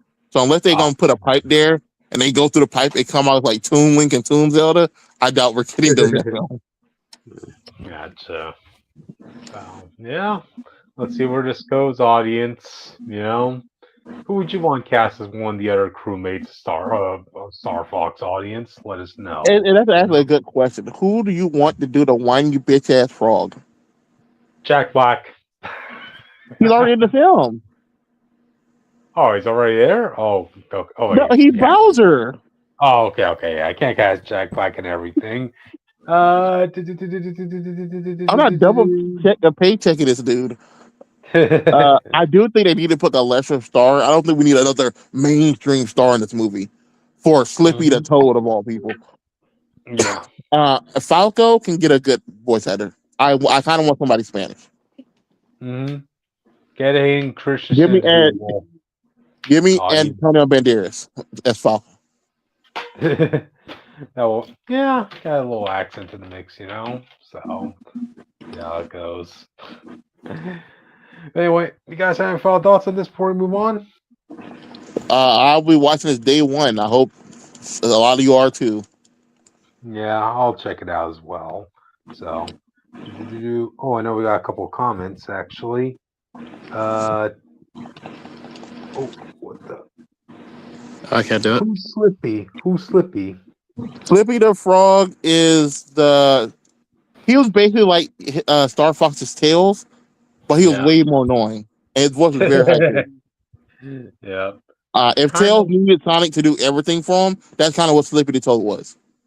Gotcha. And he was Kind of also wish. like the voice, like anytime you do something, Slippy's the one who cut in, hey yo, don't do that. Hey yo, do this. Hey yo, I'm like, bro, let me play the game. Hmm. So you're saying I am seeing this in theaters day one. Hey, maybe you could join us for our Oh, review when we talk he about that knows. on Yep. Tevye knows who Slippy is. He was asking who do I want to be Slippy. I Oh, don't okay, know, man. okay. Now get It's Olaf. Get Olaf. yeah. He's not doing anything in Dark Dimension after all. So I kind of okay. agree. Saving Star Fox for the surprise probably would have been better. But I Hmm. get what they're trying to. I get if they have a bigger surprise in the movie, say like Kirby or something like that. I get the point of trying to get as many fans in here day one because everything will get spoiled day one regardless. Hmm. Yep. So like, Yeah. well, here go, look, y'all. We got some. This go big surprise. We got bigger surprises. It's not the best approach, but I get why they did it. They won't generate that hype. Well, yeah. All right, guys. Ready to move on to the next topic? Mhm. All right. Move on to the next topic. And audience, we're talking about the Harry Potter and the Philosopher's Stone trailer. They're going with the original name of the first book. Audience. Well, since I'm the biggest Harry Potter I don't know fan, why. It seems like they just made the movie again on TV shows. There's a lot of well, stuff in the book that just wasn't in the movie. So Right. they're just No, the no, trailer just showing you stuff for I'm the more making episode. a joke. It seems like the common criticism of this is that for people is that it looks too much like the movie, which I don't know. I guess That's a stupid thing, though. You're adapting yeah. something. Of course, well, both things look like the book. What kind of here's a thing is question. that? No, Here's a I'm not a Harry question. Potter fan. Here's a question: Is Hogwarts going to look exactly the same as the movies? No, It's such like an iconic structure in the Harry Potter world, like So, you get like uh, if you look at their outfits, you can tell by the way they did the Hogwarts crust in this one that is not going to have the same feel. no, I mean the actual build, the actual school I itself. You know know what? you're taking the design of the crust of the school. I doubt the school's going to be the I same. will bring up a criticism I did hear from friend of the channel. What? So there was a criticism that the show is too dark. It should be brighter, at least at the start. Mm, The argument oh, is that, and so I have my own answer for this, but I'm just gonna I say what was. disagree. Hold on. I'm gonna say I have so I have the opinion, and then I have my own stance on it, and then yeah. So the opinion is that um the world is too dark for Harry's first story. And that that the idea is that it's supposed to be these are his brighter years until the darker stuff happens. yeah, My change for this would have been maybe when he's on Earth, like a normal world, that like it's dark, but when he goes to Hogwarts, maybe it should be a little brighter. It should be because this is when he is his escapism. So that's a way to tell visual language. That is my take on it. But yeah. I disagree All right. because the people complaining don't remember the whole point when he first went to Hogwarts. It was goddamn dark. Oh well, what was that? well, there was No, brightness the first above. night they go to Hogwarts, it is a bright moment on the train, but as they get close to Hogwarts, the darker it gets. And when they Hmm. get there, it's pitch fucking night. Oh, are you talking about? Oh, I'm sorry. I don't know why I'm Talk about jumping the on like that. actual Are you talking about the setting. movie? Or are you talking about the? Both. Okay. The What was? movie did it as well. It just while they're talking on the train, it was lit up until they got closer to Hogwarts. As the closer they got to Hogwarts, the more closer to night it got. By the time they got to Hogwarts, it was literally nighttime, and Hagrid was leading them through water and shit to get to the school. Okay. Mhm. So I Uh, don't fault the trade for being dark. I just assume it's darker and closer to the school than it was at the time. well, no, I'm not talking about the train. I'm talking about like Hogwarts. I'm talking like the whole. He's talking about the whole thing as a whole. Also, like Yeah. feather stuff. I well, Uh, my feel with that and is kind of interesting because it's hard to say. Oh yeah, his darker years. This one's gonna have a blood sucking vampire guy literally haunting the school. Right, but it's whimsical. And shut up. It's not. He's getting bullied by a teacher the first day there. there's a Peter, spore of Peter him doesn't. I flying mean, on not Peter. Damn, Harry doesn't really get a good year. Like he having fun with his friends a little bit, but every time he go to class or meet an adult, he kind of get treated like shit. Mm. Speaking of get treated like shit, right? Like, okay, I like that this is going to be serious because you're going to be delving on. It has more breathing room to delve on things that the movies couldn't, right? When you look at Uh, when you look at Harry's life when he was with the Dursleys, man, I swear he has to thank his lucky stars that he got invited to Hogwarts. Because if he was allowed to stay in the Dursleys, man, throughout his whole informative years up until adulthood, oh geez, this got to uh, be. Yeah, the amount of abuse and torment that family put on Harry, man, like yikes, yikes. I can wouldn't. Well, you can you bring up Tevia's comments, please? Okay, I okay. tried. Oh, I thought I did. I guess I didn't. Okay, Gotcha. my bad. Okay, Tevye is saying Uh, some people don't like Snape's race change. On the other hand, don't care about that. Personally, for me, this is one of the cases that maybe it was a bad idea to race change this character. yeah. It might. I I'm let me go iffy with that. on. Go ahead. Let me go with that. It's honestly the worst change. So you have to change a lot of stuff. Because if Yeah. you gotta remember, the story of the first book is that Snape. So look, there's only one black teacher here. You're gonna Yeah. have all these white British kids be suspicious of the one black man in the school, thinking he's the next coming of goddamn Voldemort. Only to reveal it's a guy in a turban. uh, And like out of all the school, all the white people, it's the black guy they're suspicious of, and there's the guy in the I'm, turban who's the bad guy. I'm just saying, I'm, it's not a good look.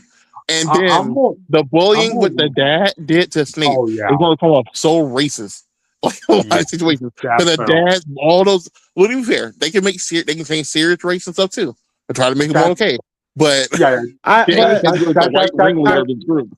this is gonna be That's my what I last wanted to. qualifier for That's people coming that's in because I just want to reiterate I am not a fan of the. I don't know shit. All right. But from my understanding, isn't there like a racial commentary undertone in Harry Potter? Wouldn't that just I think when yes. aren't they trying to add to that? You think by doing that? I And think no, they are. no, if they're adding to it, they should have just did it to Hermione, who the story already was affecting. That story didn't affect Snape. Hmm. If you Aud- adding Snape Audience, to it makes it more unbelievable about the stuff that he did and going to do going forward. audience. There's this whole upper classness of like pure blood status in the wizarding world. So I think this is. I think the race change with I Snape is just going to add more conversations than they originally intended it to be. You know. I think it would have worked if he was light skinned because Snape is the Half Blood Prince. But you have him Yeah. straight like dark. He's darker than me. I think Bring him up. Might as well bring him up. Yeah. my thing about it, I think, and I think it's just too obvious. I think. I mean, we have to talk about like with Daredevil. I mean, there's a room for obvious commentary where it's just like, all right, listen, this is what we're trying to fucking say. But Yeah. I don't know. It's just like, does that have to be like, if this is what they're going for with Like Snape's recast, is that have to be I like, think is Like, this the look, story for it? like Jake. Let's go back. Let's go back to the history between Snape and James Potter, right? You know, as a kid, when I was looking at that, I was like, "Oh my god, you know, James, you were a complete butthole, yeah, man. he's You're going to just a hang him by bully." the tree. Right. Yeah. Oh, oh man. Okay, now that's a whole nother depth that you don't want to cross. If you're telling Harry's me that really James paying for hung his Snape, sins. All yeah, right. To be that fair, James that is the hung a point with black Snape. kid The from a first, go ahead, Christian. Yeah, that James hung a black guy on a tree. The only way you could kind of salvage James' character in that situation is if you race change one of his friends, like You Peter, have to change Sirius. Sirius Black since Sirius is going to have the biggest impact on the franchise. Yeah, you But kind if of you change have to Sirius do it Black then. into being black, let's come on now. But you kind of have to. I mean, I look, know, but would like Austin? Would it be considered racist if one of the people in your group is also the same in the same community as the person you're It tormenting at it, that it, point? it makes the guy like a DI hire. Yeah. It's like James said, "Well, we need the one black guy in the group. We can't do this." That's what it feels like. But uh, uh, like I said, to go against Jake's point, if they do want to tell that story, I can see why they might use Snape. But I do think making Hermione black would have been the bigger thing because she's the one who already goes through the torture of being called a mudblood and all this yeah. other like she gets the direct consequences from that like class's storyline Hmm. by being half Muggle. Making her Yeah. black on top of that would have fit that story Well, better than doing the uh, Snape, whose whole story is basically like, oh, I had a bad childhood. My childhood was terrible. I met this girl. All these dudes at school bully me, and then the guy who bullied me took the girl, and then I tried to be evil, and then she died. And then she died. Yeah. I mean, you know what's uh, crazy? I'm arguing it, but like I said, I'm not really sold I on also that. don't believe that look, Voldemort would do a black person. I'm not gonna lie. I'm not really sold on here's, the here's well, I'm not something. really well no, actually Austin, to that point, I just caught what you were saying. Here, I think here's that would add something. to the commentary though, because there are like, supremacist groups that, might use the help of minority, but they're really just trying to get rid of them to begin with. So, You want to talk about blood I want to status? be a All life if look. he's the half blood prince, not Mhm. that. Like no, his title, literally the half blood prince, well, I'm saying like but think of like he is darker I'm than sorry, me. because I'm The gonna dude's let you go parents after are this. not half blood. I think I'll let you go after this, Cryptid. I'm like think about like an Uncle Ruckus type, where it's like the whole commentary on his character is like you're supporting this ideal that doesn't really support you, basically, and that they'll Mhm. Yeah. use you, but you're not really one of them. That's kind of what that commentary would be. Gotcha. For Uh, Voldemort. Tevia saying, however, to be fair, James was a teenager, and honestly, unfortunately, like kids back then, sometimes they can be jerks, but maybe they grow up, they can be better. Well, you My kind of took problem it with to the yeah, extreme, like yeah, James. the stuff Yeah. James did was really like the movie didn't go into it. He did a lot of really fucked up shit to this Snape. And like Yep. this is like more to like the '90s bullying type shit. Snape could have died in a Hmm. lot of these cases. I was Yep. actually gonna And bring up Tevia's point too, though. But yeah, keep going. but when it comes down to it, if they want to tell that story, it's whatever. My problem with that is that there's two versions of that story already in the book. You have Hermione, then you have the story with the elves and them trying to do the elves reunion, the elves and their slavery. You could also do the story with Hagrid and Madame Maximony. Yeah, You, that's you something also that. have the Hagrid story, Yeah, and yeah. This you is. can't sell this version on. We're going to adapt all the stuff from the book that the show missed out on, and then change Hmm. the stuff like the main stuff people wanted more elaboration on. Hmm. Yeah, this was like one of the things that the movies didn't get a chance to talk about, audience, because I know they were showing that Hagrid had affections for the head of that female school, right? You know, the other half giantess. They were hitting it off, but they broke up when Hagrid mentioned that he was just happy to see that there's another half, a half giant out there, and she got offended by that because she didn't want to consider herself a giant. She was. Well, what's the proper term for that? You're denying that part of your heritage or something like that. I know there has to be a I know term what you're for talking that. about. I know what you're talking about. I just Yeah, I know what you're can't. talking yeah, about, but I don't use that yeah, phrase enough to remember the word. No. yeah. But like, you get what I'm trying to say. Yeah, She wants. She's just big boned in her opinion, and that's what ultimately broke those two up because Hagrid was also ashamed that she would want to be ashamed of that side of her life. So Yeah. damn. um, I Hmm. Jake, to your point. I do think it's more like because the way they advertise, if they advertised the way they did about just trying to be faithfully to the book, I think would have this choice would have been whatever. Hmm. But that's the thing you sold all. J.K. Rowling, as Witch stated before, has made a lot of controversial stuff that people are already iffy with the franchise, Right.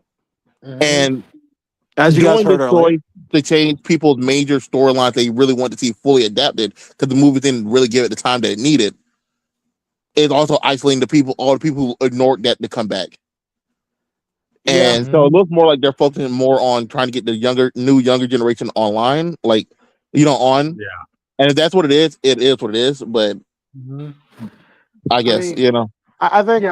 like I said, this is not something I want because from my understanding of Harry Potter, like even when you guys conversation, it seems like they've already done enough, so you should be able to understand those parallels without the obvious yeah, stuff. we have three different versions of it. Right. Yeah. So I guess, but I'm just saying that I think that's might be based off the characters they chose. I think that's the direction they seem to be going with, Uh-huh. and why they're Bad. choosing us to directionalize it. So, We'll see. uh, We'll see. We'll see how All they of these handle games, all I knew Harry Potter came from a bad stock. right. it. As I Well, always say for like, and listen, which had his piece and everything. My thing is like, J.K. Rowling might like own the franchise, but like, there are a lot of people who just like love the franchise for what it is, and those people are exactly. working on this. And it's not to say like, listen, I'm not telling the audience like if they should or shouldn't. It's up to your values where you draw the line. I'm usually always, I don't think it's ever been an exception, where I'm like, I just see the art for what it is, and I just separate the Mhm. art from the artist. I understand that Rowling does benefit from this in some way. Yeah. Yeah. Um, so like that is something, but that's gonna be up to you. Like, where's your line on that? I don't think it's the worst thing in the world if you do watch it just because you love Harry Potter. A bad person Spoiler. can make a good thing. That's something people Mhm. should know. When But Yeah. you get there, bring up Tevia's comment. oh yeah. Oh, well, I'll Um, segue into that. but yeah, while you're Um, doing that, the finish what like a bad person can do like a good thing, and also the bad person isn't actually making the show. So I don't Gotcha. know. Question: do you think Uh, this remake was necessary? Because personally, this seems unnecessary because the movie told the story great, in my opinion. And plus, we get Hogwarts Legacy, which is a great game. Okay, here's the thing about that Tevia, I didn't like, like because never. I didn't like the movies though, so this is for me, Oh, I guess. uh, uh, I uh, like the move. I like the movies, and I loved Hogwarts Legacy. But anyway, here's the thing, Tevia. They try. This is still a big money making franchise, right? The Harry Potter IP. They tried doing something different with Fantastic Beasts and Where to Find Them, but that as separate that was as it barely even a could, book. yeah. They try. The point I'm trying to make is they tried making something that was kind of fresh and original away from all the Harry Potter stuff. But we all know that that franchise bombed. So But this is kind of like their way of like, okay, let's just go back to kind of like the original recipe of Harry Potter. Let's just do the remake. no, I disagree. So Okay. for me personally, as a person who read the books before watching them, well, before seeing the end of the movies, I've caught up to the books Same, before the last movie came out. same here. There's so much stuff that he left out for the books. I see the appeal of adapting that stuff, especially Hmm. for a new audience. Like this isn't like at the end of the day, this isn't for us. Hmm. It might be for me because I didn't like the movies, and Yeah, I I've would been say told this. It it. might This be for ain't. me. We have to accept Me. that every time something comes back, it's not always for every fan. Hmm. I think Um, it's a Well, I will say I think it's half and half, right? Because they do want you to come back. There's like, yeah, yeah, it's just like that's not their only goal. So that's what I'm saying. They yeah. want you to come back, but like I said, with the Snape change, they knew the whole of the old guard was going to be pissed off by how sacred they hold those Yeah. films and Hmm. how sacred they hold the books. So if you're trying to sell to people, you try to sell to people that this was going to be adapt all the stuff from the book, they didn't get adapted, and you change the major storyline from the book, you pretty much lost that crowd regardless. I will say, in the age of HBO Max and streaming and all that, like these don't take away anything. Like you'll still have That's what for I a was lot of gonna people, say. You were not those are losing anything by it yeah, existing. yeah, But these I are do think like yeah. the Guinea storyline, there's so many storylines that just need to be shown. Yeah. We didn't get any of the Marauder story in the original movies. Nope. Mhm. My bad, I Jake. will, Oh yeah, no, I, that's fine. No, you're good. I hope they will include the scene of how Peter Pettigrew died, audience, which was And not only sad. that, they didn't. We get to see his whole betrayal. We get to see the lead up to Voldemort's downfall in the books. We didn't get any of that in the movies. Yep. We just saw him die because some random because the mom jumped in the way. You know what I mean? It's Exactly. like like you get to see all that stuff in the books. So I Yeah. do agree that as a visual thing, this could be very well. Hmm. Though I am not that much interested in it because I know that I can see they're going to change stuff Well, to be quote well, unquote better with how they see fit. Yeah, well, I'm still going to see this either way because there are some things I do want to see properly adapted that they didn't get a chance to in the books Uh, audience. I think my well, criteria. okay. The Marauders era Tevia. 'Cause I saw your comment. The Marauders area is the time of everything leading up from James Potter up into Mhm. them fighting against Voldemort in their personal war, and the reason he targeted them in the first place, Mhm. and everything Snape did afterwards for Voldemort. Yep. I think. Oh shit! I lost it. I lost it. Yeah. This won't be the My bad. last. This won't be the last time we talk about this about Harry Potter audience. Hogwarts Legacy, I thought was good. Because I didn't answer that thing. I thought it was great as a game story, Mhm. but that story also brought up like a lot of stuff that I always wanted to see adapted too. Where it's like Mhm. there's a you don't know there's more than three wizarding schools. For some reason, the movie only wanted to talk about three. Mhm. There's more than three. There's one in Uganda that it's carved into the mountain side, the side of a mountain, and Yep. they do wandless magic. Magic wands are only a British thing. No other place should have wands. Mhm. Like it took so like the other two schools had things other than wands in the book, but that was only a Mhm. British thing. That's world building, audience. That's And world it's like building. so I was like, if you really wanted to push the franchise forward, I I knew it would take a lot of time for people to hop on, but I probably just made it about one of the other schools. Hmm.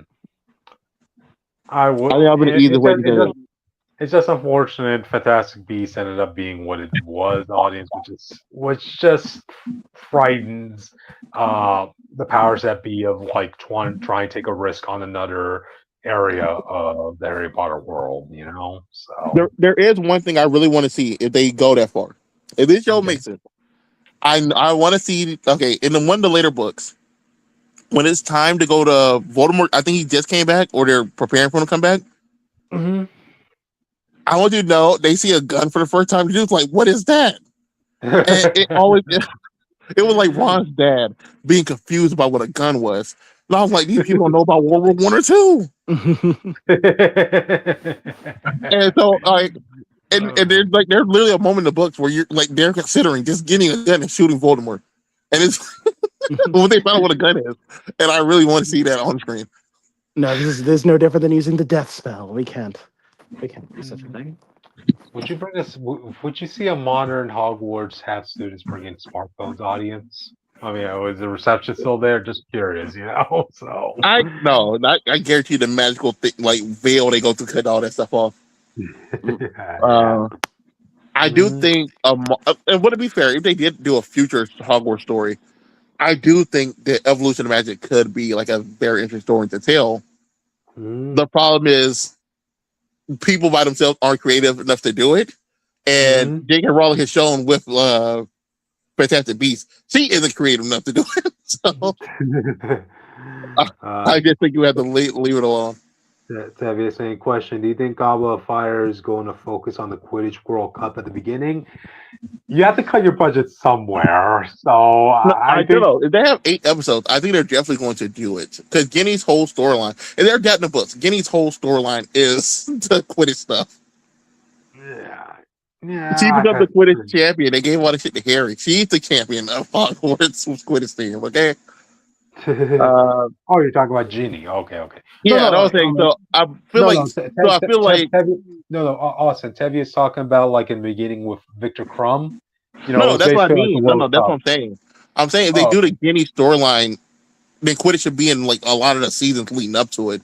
But I can see them Mm, still adapting it I and think. because Guinea's story is like, oh, we look up to this dude, and Hermione is Mm, dating this dude.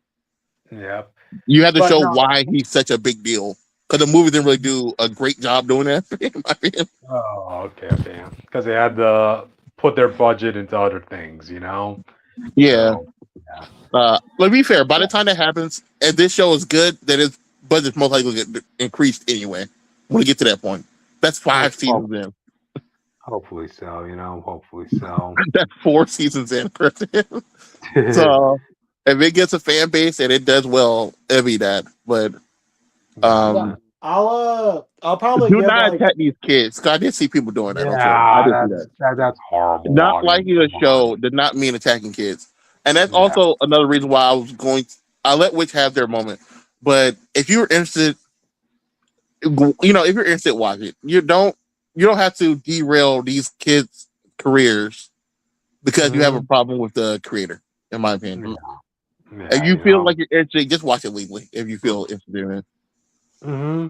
I think I think when it comes to like showing protests for like bad people, there are like ways to do it, but like the way that people do that by like boycotting movies and shit, like you hurt everybody else that just wants to that just either enjoys the project or just wants to be a part of it, you know? And Um then it'll make people go against like your group itself, if like again, this whole child actor situation, if you're gonna bully them because of what J.K. Rowling says, that's not making you look good. You know that, yeah, right? You know? So right. And at the end of the day, unfortunately, what J.K. Rowling has done is not like illegal. She can feel the yeah. ways that she wants. Hmm. Well, I say unfortunately. I mean, it's a good thing you don't get arrested for speech that people don't like. But it's like it's she hasn't said anything illegal. She hasn't done anything illegal. Hmm. Like I said, you don't have to support it if you feel there's like a line. I know that line is, and I slightly go back and forth on it. I just at the end of the day, where I it land on depends on it what it is is. Like it has yeah, to be like really tough and fucked up. Like right. If really, really, it really fucked up for look, me. if Um, it's none of that is present in the Harry Potter Yeah, series, like her viewpoints on a whole community of people isn't really present in the Harry Potter series, that's also a good So, point as well, because like just because someone believes something doesn't mean it's in their work inherently. yeah. mhm, So yeah. Mhm. uh, yeah, but it's up to everybody else. I'd say just if you're into it, enjoy it. I'll try it for a season. As long as it's good as Percy Jackson season one, I'll give season two a shot. But Jake, how many episodes of practice does Harry need to learn expecto patronum Oh yeah. for you not to tell him not to say that he's a Gary give Sue? him 3 episodes. He gets 3 episodes, then he can Okay, be like, all okay, right, okay, yeah. No, no, no. okay. No, no. To be fair, magic isn't as hard as like magic in Harry Potter universe is not that hard. Mm, We Hmm. see students all classes master spell really fast, except for Neville. You know what I mean? Yeah. That's not really Mary Sue. I mm-mm. think my issue is that they always treat Harry like a big deal magician, but he only learns like 5 spells throughout all the movies. Yeah. So we're doing more times in class. I need you to add some more spells to his repertoire. Because Legacy, and Hogwarts Legacy, 1 year we Yeah. weren't even there the full year. We were there like 6 months, and Yeah. we learned like 25 spells. We were Okay, uniquely strong though. Well, to be fair, by the time you're on by the time Hogwarts Legacy begins, your character's already on their 5th year. You know that, yeah, but we right? weren't in school. And we weren't there legally. Is Okay. all I'm saying. Mm. Gotcha. All right, last few comments. True heck. Okay, what Tevye saying? True heck. The death curse is also dark magic, and Yeah, like I said, it's a law. It's a lose-lose situation, yeah. and leave the kids out of this mess. Definitely. But anyway, you guys have final thoughts of this? Because I know Tevye is waiting for the next topic. Let's So No, go. let's just go straight to it. He's here. We might well get okay, to it. gotcha. Um, wish you were here Paul is to. dead, Tevia. Look at this. And the crazy part is that Oh. nobody cared. Reaction was Peter had a harder reaction to Shocker dying than this guy dying. It was very funny. What? Bro, Shocker, he was like, he killed her, but oh my god, he had to go tell Boomerang himself that Shocker died. And he was like, Shocker might be a villain, but he was just stealing stuff. You know what I mean? He never really killed any. Wow. He didn't kill people. He didn't really, hurt a lot of people.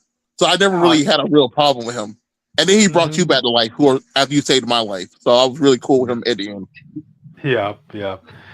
But I think also the reason not many people are making commotion about this also is because it's not an official death yet. They're like, yeah, Mm. okay, symbiotes I are present. disagree because No, they no. take so long to do it. Look, symbiotes are present in this storyline, Austin. We know like it's possible for a symbiote to prolong a person's life if they're about to die, And plus we Listen to me, know listen to me, listen to me. I'll say Paul. this on camera.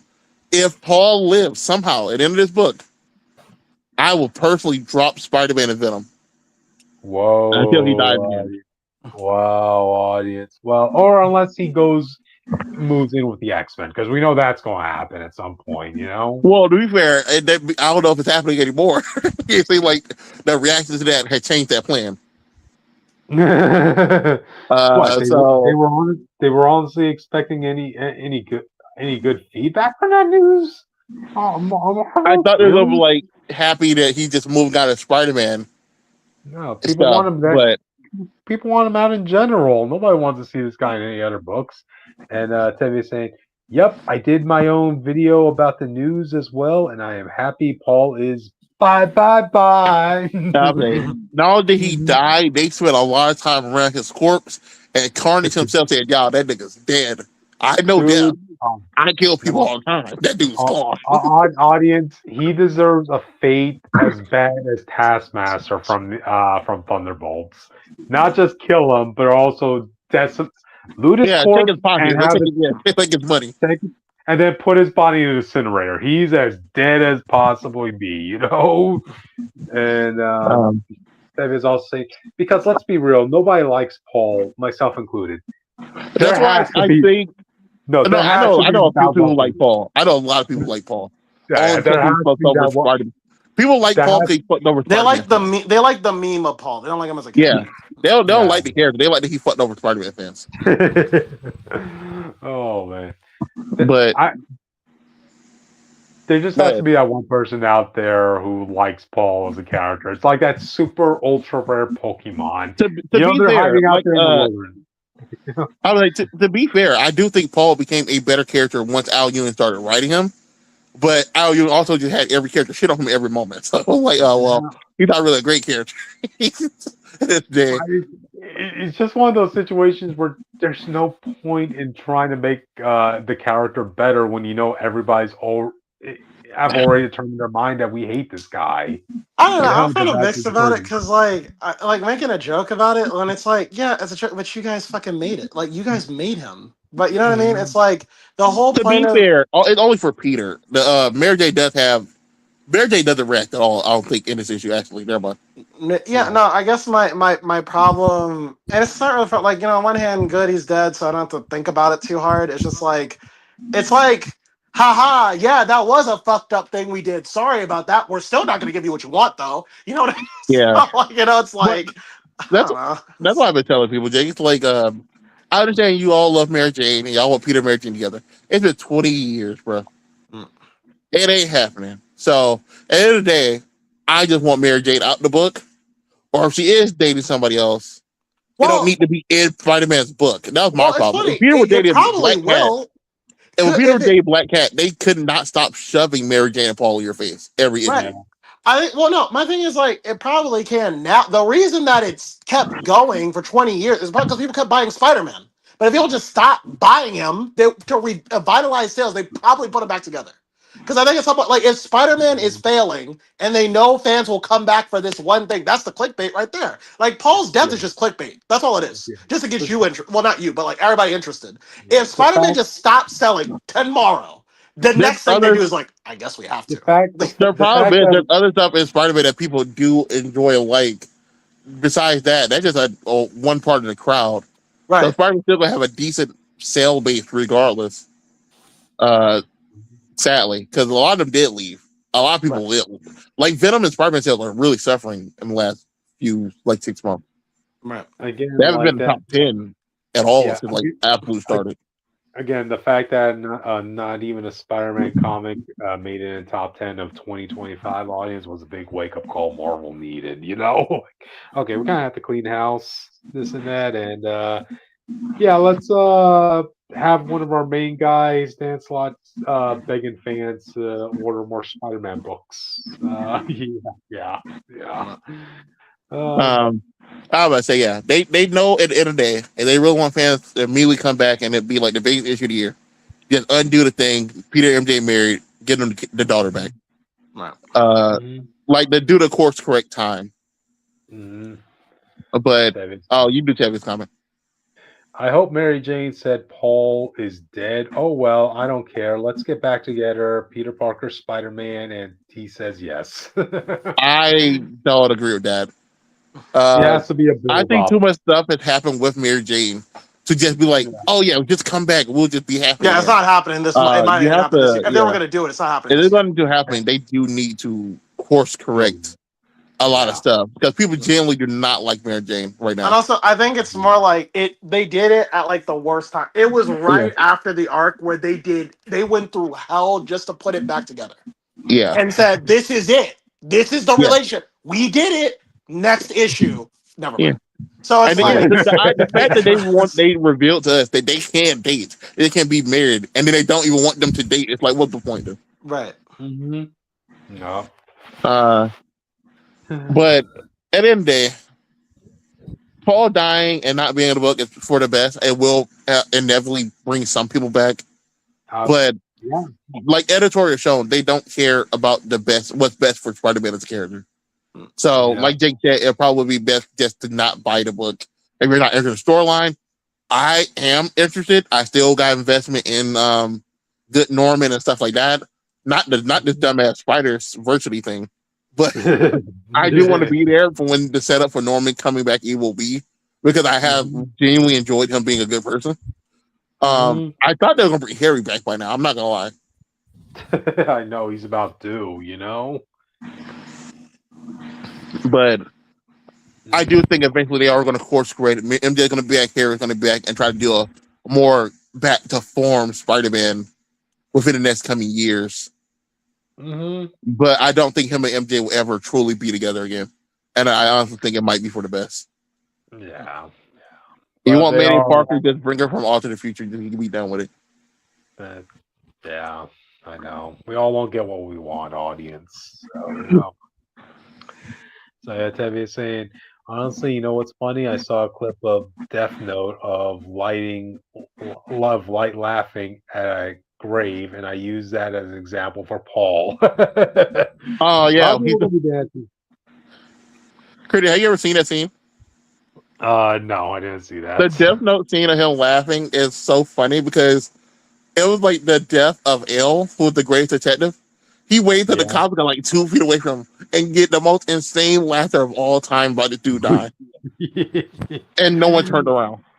He was in there talking like, yeah, L, you did, I win. Like everything. It was a whole thing. Again, some characters deserve the Taskmaster treatment, audience, you know? So we'll see where this goes. You know, an obstacle's at out the of end the of way. the day, like Jake said, I don't think it's gonna stick. I think it's a whole big issue thing, but Paul is on a cover on a future issue in like 3 issues. To be fair, we know covers don't always float within the book, and it's one of those collage covers like everyone's heads floating. They like do with Spider-Man. It's gonna be the eulogy of Paul. It could be. Me personally, if I was gonna kill off Paul, I probably would have waited till that 1,000 issues to guarantee sales. Oh yeah. But that also made me think whatever big shocking thing is happening, and the 1,000 issue is just going to be really dumb, or just Aunt May dying at this point. We'll see what happens. We'll see what happens. But anyway, you guys have any final thoughts on this before we move on? You vote with your dollar. If you want Spider-Man where you want him, just stop buying him. But is Torment a hero to people now? That's what I want to know. Yeah. Is the Torment whole people did not like Torment that much, and he now bigger deal because he killed Paul. Torment lived long enough to be a hero, audience. You know. Also, this just means if they do all this shit with Torment, because people don't know, they're revealing who Torment is after the issue of the event is over. The event's going to end. We're going to get the Mary Jane Peter talk, and an issue after that is Torment's backstory. If this ends up just being Muse or some random ass dude or Harry again, I'm probably gonna be pissed. I'm not gonna at this point. I'm not gonna lie. It better not be a random person. Oh, here's who's gonna be Lee Price, audience. Anybody want to see that? Based on how this runs so far, it can't be Dylan. He's the only other option of a big name who's been active in the last few years who could be this guy. So unless it's Harry, Muse, or some other dead old person from Peter Parker's past we don't remember, or some guy from Brand New Day they mentioned one time, like the other guy who died. I don't know what to tell you. Gotcha. Tevia, Torment is the bad guy this arc. He's the one killing Paul in this picture, Tevia. So, yeah. Yeah. All we know, he's a serial killer that Carnage brought on, and then Carnage betrayed him, and now he's like, I'm just gonna kill all you guys, I guess. There you go. There you go. But all right. Any last thoughts, guys, before we move He on? also has the null pattern on his face, which is very weird. I know they don't want to leave. They want to leave Noel out for long. So To be fair, Noel just became the god of light, by the way. We didn't talk about this. I'm not talking about this tomorrow. Noel beat Thanos and became the god of light. Man, whatever, man. The Noel book is the funniest Oh. comedy I ever seen in my life, Jake. It's the funniest shit of all time. Man. Reading this book is a genuinely like a joyful story for me. It's an unintentional comedy audience, I wish he apparently. was here when I read issue 1, Jake. I was losing my mind over every choice of dollar he kills him, and it did not stop. It's been like that every issue. Jesus Christ. It's the greatest mid book I ever met in my life, bro. I need this like a beast movie for me. Wow. Gotcha. But anyway, audience, I guess with that, we should probably move on to the next topic. So, I I'm ain't just rather trying to have get more left. topics. Jake didn't post them. Well, I posted Okay. it's in private. Okay. I don't have them. I'll posted. announce this one. So, Tom Brevort explains event tie-in decline. Really? So he's kind of acquainted us with the basic state of economy that customers won't have expendable funds to purchase tie-ins. I don't know if Wait. I don't know how much value that is. Let me address Tevia's comment real quick. Tevia, you said you found it funny that we lost both Ultimate Spider-Man and Paul this week. I'll let you know, this is called equivalent exchange. We sacrificed That's Ultimate funny. Peter to kill Paul, okay? That's funny. Too bad Ultimate Peter is not a great character, so I don't really That's care. why it's equal. Oh, that's Great, true. not great character, but not great character, okay? Yeah. Gotcha. But anyway, so back to Tom Brevoort thing about tie-ins. Yeah. I respect his answer. He said, "Oh well, people don't spend as much money on comics as they used to, and the price of living went up, so we're not doing as many times we used to." I was like, okay, that's basically. Do you think it's because? Do you think it's? Well, I know it's a factor, but do you think it's what he said that it's actually because of He's comparing this to like. I don't think it's because Marvel's just bad because World Under Doom did have a few a good number of tie-ins and stuff. Yeah. Okay. He's comparing this to what it was like 20 Even like years in Civil War ago. II, where we had every franchise, every single name had a tie-in.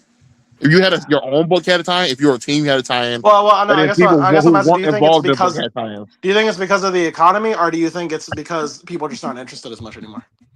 I think it's a mixture of both. It can be both. I just wondering, like, what do you think is the leading cause? Do you think? Because Cryptid, I think it's hard to explain. Me and Cryptid come buy comics at like a different rate, regardless.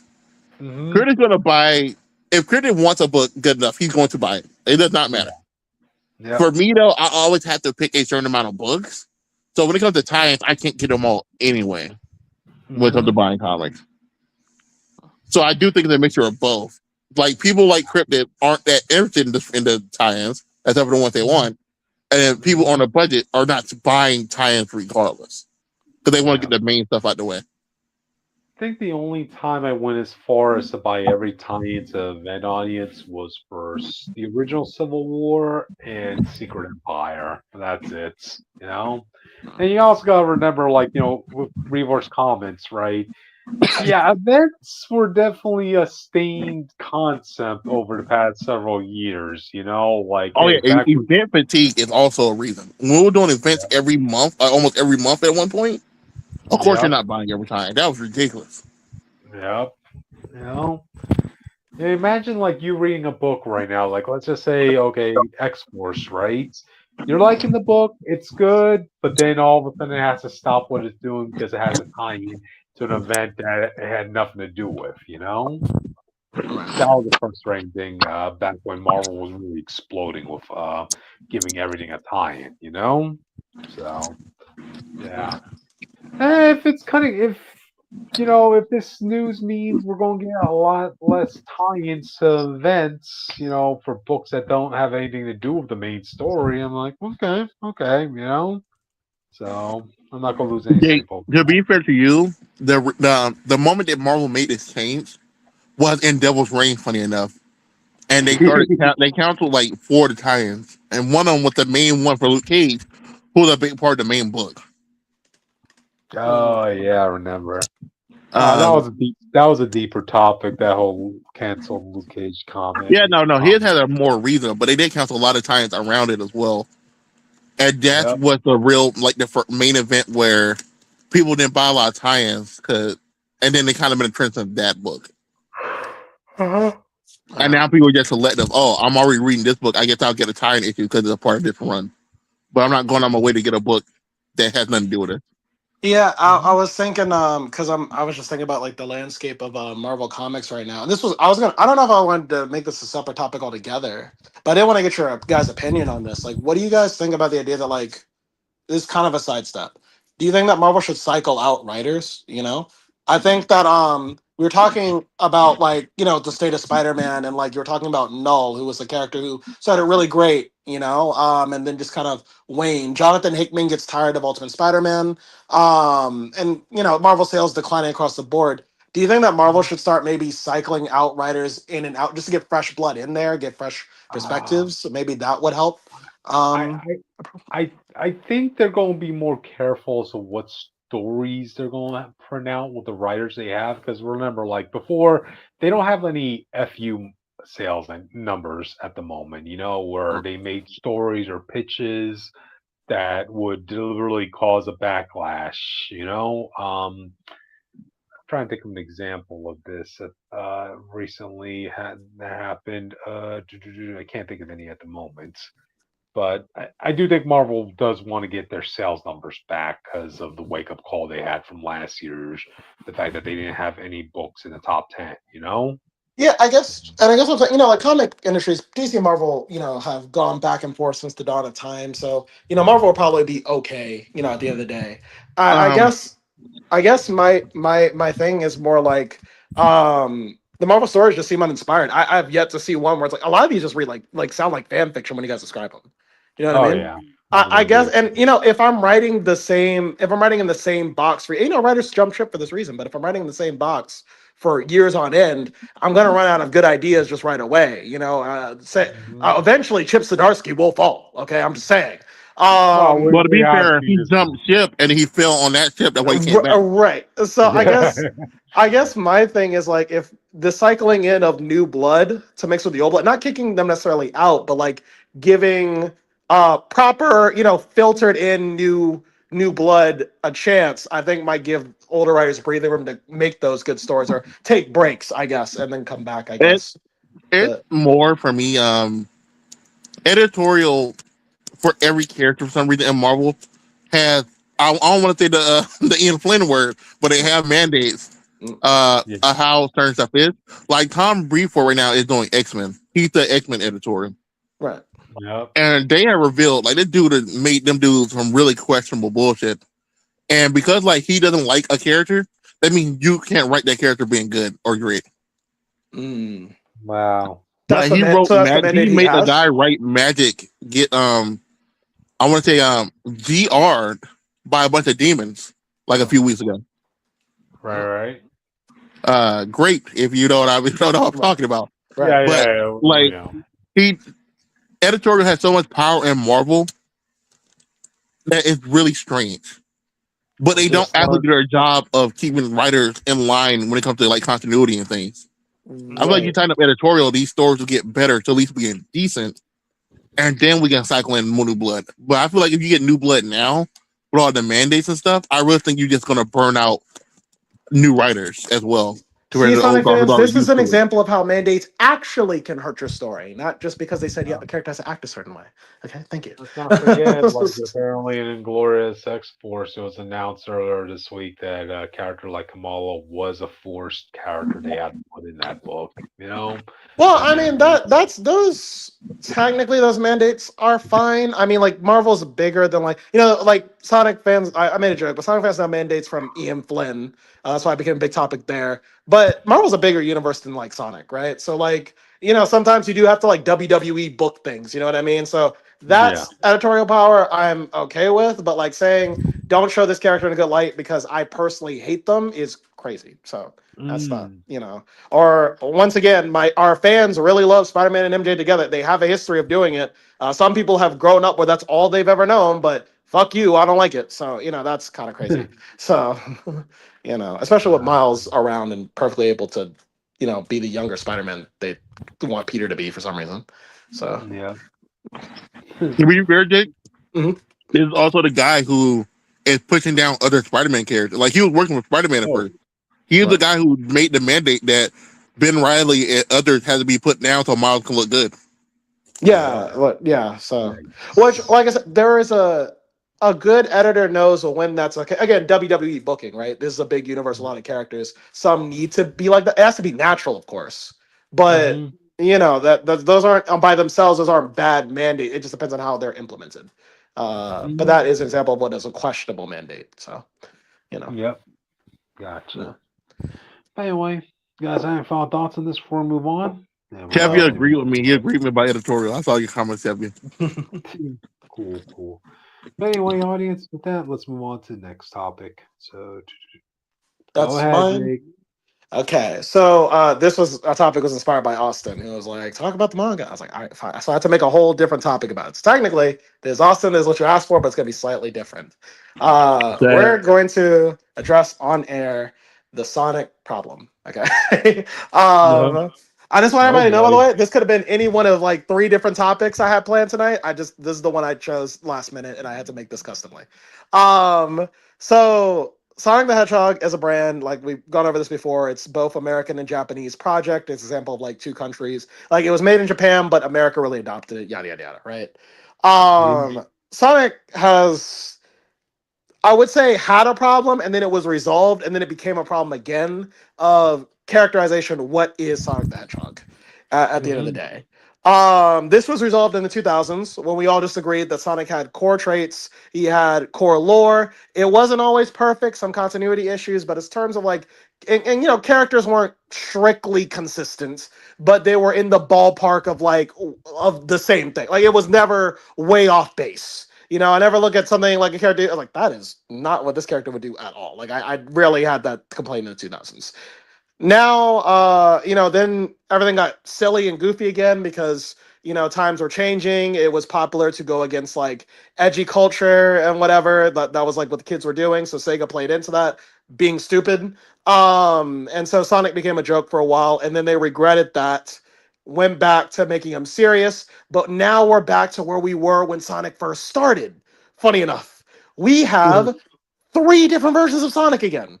Okay, ironically, I don't think it's the same. No, it's different. I think in the classic era we had three. So the original three versions of Sonic was that: is he a force of nature? Is he a freedom fighting superhero? Or is he a joke? Basically, and those are like the three we originally had. And so now we have: is Sonic a force of nature? Is Sonic a is Sonic a No, it's funny, superhero? Jake. What's up? You just fully described the three Joker problems. Yes. We Love it. have Sonic the adventurer, Sonic the superhero, and Sonic the Spider-Man clone. And or the Randy Cunningham clone, basically, going around and at the same time. Now, people don't see this as a problem right now. Sonic objectively is in a better place he has been in the last 10 years. I understand that. I I I don't see where this will initially like eventually erupt, but this is going to be a problem, I feel, at some point. Mhm. So right now, to really go into this, I mean, I knew this manga existed, but Austin really introduced me, like, told me to read this, and I reviewed it on the channel. There's a manga out there called Sonic and the Blade of Courage. For those who don't know, it's a story about Sonic inspiring this boy Yuta to really step into his potential and be the hero that he needs to be, essentially. And it's written by this writer whose name I forget. I'm sorry, but he's written two Sonic stories at this point. These are sanctioned by Sega of Japan, which is the true Sega. Okay, everything has to go through Sega of Japan, right? So they sanctioned this. In his previous work. So he also worked on a story called Shadow Generation. Well, it was Shadow like something, like Dark something. I forgot the name. Was it awesome? I don't remember. Okay, well, Shadow Nope. something. It was basically the manga version of Shadow Generations, and this was a retelling of Shadow Generations, but in manga form, a manga adaptation of it, but condensed. Um, and so he's written two of these, and in both of these, it seems like he demonstrates Sonic, the force of nature, or these characters are not relatable; they are cartoon characters. Their personalities are loud. They're noticeable. They're definable. I don't have to think too hard about it. And that's what Sonic, to me, should be. He's been this way since 2000s. Um, you have IDW, for instance. IDW's take on Sonic is that, yes, we acknowledge that Sonic has these things, but for a Western audience, we're going to make him more relatable, right? We're going to make him more like doubt himself a little bit. Like, if they had their way, Sonic would pretty much be Spider-Man if they wanted to. Basically, if they could get away with it. This Sonic questions his actions. The Sonic has doubts. The Sonic worries. The Sonic can't save himself to save his life. He needs help from his friends a lot more than he usually does. That thing. This is a more ground to earth Sonic. I'll call this grounded Sonic. And Cryptid, you've seen movie Sonic. We don't, you know Yeah, movie yeah. Sonic. Yeah, yeah. I think this just is leading to the problem. Like, I don't think anyone knows what Sonic fucking is anymore. You know what I mean? I've heard people online say that Sonic is essentially the people will literally tell me Sonic and Spider-Man are pretty much the same character. I'm like, fucking what? Like Whoa. not even remotely so. But it's just because Sonic keeps fluctuating between personality traits depending on who you turn and ask. You don't really get to know this character. I will shed some light because the problem with, and I think Sega also does is a problem too. I'm going to say that as well, because I don't think it's a coincidence that the Sonic manga is exclusive to Japan. There is no real English translation, not an official one. You can read it in English online on some sites, but there is no English official translation. I see you, Tevi. Give me a second here. So I think Sega Japan knows it's problematic to have different iterations of Sonic coexisting at the same time, and they're trying to separate it between Japan and America. So maybe Americans just get the short end of the stick, I guess. But I don't know. I think the franchise is becoming something that's so diluted. I don't know. I'm okay with modernizing the formula, but I don't know. I don't think it's in a good place. In terms of story and characterization and longevity. Tevia says, personally, Sonic the Hedgehog to me is more about him having fun and having his friends support him is what makes him fun. Yes, Sonic's main goal in life is adventures and fun and being in having like thrill seeking. That's Sonic's character, or that's what's supposed to be.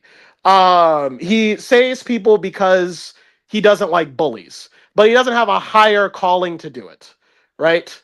I think a good example of why like this is a problem, why Sonic should never, like, because Sonic doesn't think about it, right? He just does what he wants. He has a theme song called "It Doesn't Matter." This is his main theme as far as Japan's concerned, and it's really about how I do things the way I want to do it. I don't care if you like it or not. I don't care if it's wrong or right. This is just how I feel at the time. And Sonic will never tell you this in person, but it's just how he lives, right? So IDW wanted to tackle this, which is I'm about to say, he don't tell you yeah, that in person Oh. unless it's IDW. right. That's with IDW. This is an example of why I don't like I don't like the Western interpretation of Sonic right now. For some, especially, and I don't think Ian Flint's a bad writer. I think he just likes to tell you how characters are feeling way too fucking much. Sonic has Well, like to be fair, that people don't remember he was the last writer for Archie. right, Uh, and Archie was a very emotional Sonic series. yes, which Everybody tell you how they feel. Everyone's screaming. Everyone's crying every moment. Yeah, they were very volatile, right. emotional wise.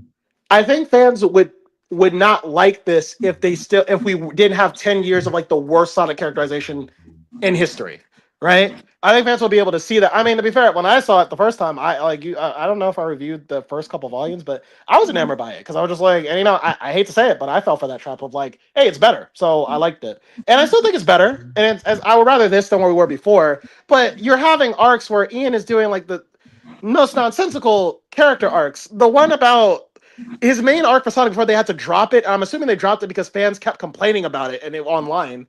Why doesn't Sonic kill Eggman? First off, he does. Straight up does. There's just times where he doesn't. But it just depends on what's going on. If you watch any classic game, or he always tries to kill him. But Ian Flynn doesn't see it. I mean, like Ian Flynn wants to tackle this issue, and people don't think too hard about Sonic blowing Eggman up or leaving him in the middle of space or leaving him in another dimension with no food and water or shit like that. Or like even though he has chaos control and could save Eggman anytime he wants, but whatever. This arc is about Sonic's character arc is about, is it okay to kill your villains, right? Now, Sonic for the games will tell you, yeah, I don't give a shit. IDW Sonic's like, well, I believe that everyone has the freedom to Yeah, he choose, and needs. it's like, I don't want to kill him so he can still have the freedom to choose to be better. right, But the arc he says in it is the same arc where they just straight up tell you, Eggman's gonna be evil forever. Okay. right. With the manga, with the Sonic manga that we have now, Sonic and the Blade of Courage, it doesn't answer that question. It doesn't even ask that question, right? Eggman's just around, right? Sonic and Eggman are just doing this dance, and it's just what it is. You don't bring attention to it because realistically, you can't kill Eggman ever. Even if Sonic blows him up atom by atom, Sonic can't get rid of Eggman. That's how the story's gonna work, right? There is no other Yeah. villain other than Eggman, right? So Yeah. there's no reason to ask this Yeah, question. the guy they killed the only guy who could have stepped up to that type a role. Like Starline is the only person that had that potential to be a villain for a game who had a similar role to Eggman, and they killed him Right, off. So you're right. stuck with him. Yes. Mhm. So this whole multi-part arc is really it's Ian trying to be an Archie writer and trying to because in Archie this will make sense because Sonic can could be wishy-washy. Sonic can be like, actually, you know what? Yeah, let's just kill him, right? Like an Eggman can die in Archie, he'll just come back way later. But like, so there's a question that Sonic can answer. But he applies this to comic Sonic because he doesn't, or at least the Sonic writers don't seem to like the idea that they have to write game versions of stuff. They want the stories to be more emotional. They want them to be more like, again, relatable. And so you're stuck with this version of like Sonic where he's like trying so hard, or like the Sonic story is trying to be Archie, but because the mandates are there, he just can't do it. And it's frustrating to read. you know? Yeah. Yeah. Um, yeah. Crypto, were you starting to say something? I thought I heard you. Oh no, go ahead, go ahead. I Yeah. was saying. Then you have movie Sonic, who at first I was okay with the idea of.